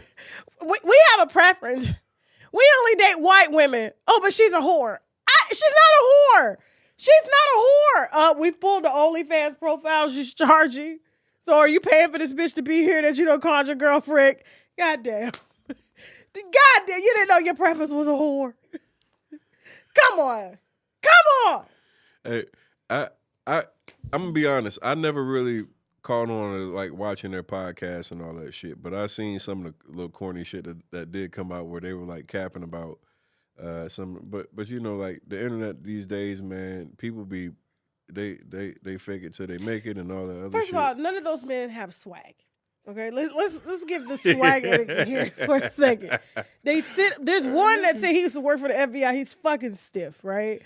And then the other one, he's a bitch. He's like, oh, this is my girlfriend. He don't know his girlfriend is. Everybody knows she's a whore, right? And then you got Ack, his titties is big and hips and thighs and ass, look like he had a BBL. He can, and that translates to the bedroom. And women are just not fucking with that. You too stiff, you too corny, and you too thick for me. It make me feel like I'm having sex with another woman. So that's why. That's why. I saw Act at he was using the Fresh and Fit's podcast setup, right? Yeah, because when he come here, he doesn't have a place to do his podcast. So we get there and I see him. First thing I do is I go, hey, you know Tasha K? Nigga eyes got big as a motherfucker. He go, cause you a big nigga, you know what I'm saying? So he probably thought like this nigga about to fuck me up. He thought I was coming for him for a second. He was like, you know her? I was like, yeah. And he's like, he's kind of like slid off, walked away. I was like, That nigga thought you was gonna beat his ass by me. But the next time you see that fuck nigga, I put a bag in your head. Listen, Listen to this nigga I here, put a bag in your head for that bitch. She's so funny. I thought you ain't got it. I'm just a paper bag. Paper bag. A sandwich bag. That's what I was talking about. Nobody got specific. But listen, no. I mean, I just like to fuck around when it comes to act. He's really no threat. You know what I'm saying? It's nothing like that. Yeah, I ain't worried about it. Who do you have real? Who are your rivals online? You got any Nobody. rivals? You got anybody that be coming at you crazy? I mean, they come at themselves. Like as far as influencers or whatever. Like, I seen. I mean, action. yeah, everybody talks about me. That's. But which ones have like you seen that you be like, all right, you bitch ass nigga, keep it up? Nobody. Nobody's that important. Yeah. Don't even lose sleep. I blow up. YouTube revenue going down. They need a check. Tasha K name goes in the title. You goddamn get the views for sure. Hey, look, I said I gotta get Tasha here. I said first off, we know people gonna come and click and be nosy, but you did an outstanding job. You've been still doing it, building an amazing brand. Thank you. I got mad respect for you. Thank you. You shared your platform with me, and I had a lot of people who came from your platform and told me they literally was like, hey, I came, I found you from Tasha K. And they probably put some money in your pocket. They came and spent. The winos spent some money now. They came and they spent, they shop with me. And I always appreciate that because you didn't ask me for anything. You just was like, hey, look, I want to feature your business. So thank you. No. For sharing your platform with me. That's why I was like, I'm grinding right now. Yeah. I'm about to hit 100,000 subs. So congratulations on my road that. to 1 million plus. Congratulations on that shit. But just always make sure you share it with your viewers. Yeah. Because they're doing it. And they're the reason why you're here. Yeah. That's what's important. I'm actually doing a $10,000 giveaway when we hit 100,000. I see you about to make me look bad. I only give $250. Yeah, I seen you giving out I only give to the ladies. I only gave $1,000. Most I ever gave out was $1,000. I ain't got it. So, I'm very frugal. What I'm going to do is I'm actually going to go through my comment section. The people that's been supporting, I'm going through all my videos, and I'm just going to randomly pick people and reply to them like, yo, send me your PayPal, send me your Cash App. And I'm going to just randomly. I don't think you can do it that way. Because people gonna think it's a scam. You got people, them bots in the comments. They be like, "Send me your Cash App." They'll know it's coming from me. My page is verified and all that. So I like just being, and I'm gonna make it. Hey, known. Make sure I'm gonna go in your comment section right now. Where's my phone? I need that $1,000 back. Let me just borrow the chain. Y'all make sure y'all go subscribe to Tasha's YouTube channel. Tell everybody where to find you at. Oh, they know. Tasha K. Unwind with Tasha K. Every fucking where, okay? Don't forget to check out our private site because that's where it really goes now, okay? TashaKLive.com. You know what I'm saying? That's where they get a lot of personal me, like vlogs and shit. Okay. Even my trip to Africa, my wedding, my second wedding. Where everybody thought you ran away from never coming back. They thought you were running from Cardi. Why would I run from her? They said, shit, she ain't paying that $4 million. What that got to do with it? Are you still in court? You gonna get your money? You in appeal? We still in court. All right, so I'll leave it alone. Appeal. Yeah, you know how that go. Can't talk about it. Yeah. But no, nobody would ever make me run from anywhere. You know what I'm saying? So that's not how it go. It's a goddamn debt. You understand? You ain't got it. You ain't got it. I ain't got it. I ain't got it. I don't. I tell same bill collector. It was Harris called me yesterday. They be calling already? No, it was another debt. Harris medical bill. Oh. They was like, hey, Miss Kibi, you owe. I said, sir, I don't have it. Well, is there anything you could put on it? No. Well, this is gonna go to your credit report. Do what you gotta do. Is it true that they started like collections against you at this point? No, they're seeking to collect, but I ain't got it. We're gonna talk about that offline. We ain't got nothing to talk about. I ain't got it. Shit. Yeah. What the hell? How you ain't got it? I ain't got it. I work every day just like everybody else. My money go to bills. You got some goddamn money. My money go to bills. I got on Fashion Nova right now. They said that all them damn views and on that channel, they want something. Oh, Jesus. People just think clout is just equals money. I ain't got it. I live check to check. You heard she ain't got it. I got 2 kids. I ain't got it. We off to lunch and she ain't got it. That's a wrap. That's a wrap? Yeah. Damn, how long were we here? Damn. We was on that long? What is it, 3 hours? 2.5 hours? Oh, okay. How long are your podcasts normally? An hour. Get your ass up, because I was going to say Tony the Closer. Why you keep it as Tony the Closer? That would have been a bomb-ass name. It is. For your podcast. It's Get Your Ass Up with Tony the Closer. Okay. All right, so it's Tasha K here with Get Your Ass Up, Tony the Closer, and his podcast. And yes, I am sitting in a purple motherfucking chair. Wendy, I'm coming for your ass. I ain't coming because she in rehab. I got to go. Y'all better check out this motherfucking podcast.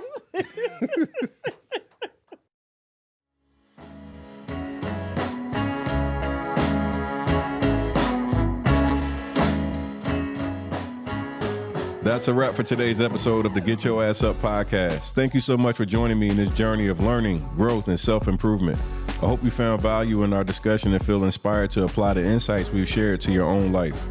If you enjoyed the show, please don't forget to subscribe, leave a 5-star review, and share it with your friends and family. We're committed to providing you valuable content to our listeners, and your support continues to help the growth, and I want to over-deliver on that promise. I'm your host, Tony the Closer, and I want to remind you to never stop striving for greatness. Keep pushing yourself. Never give up. And remember that we're all in this together. Stay tuned for more empowering episodes continuing our way to success.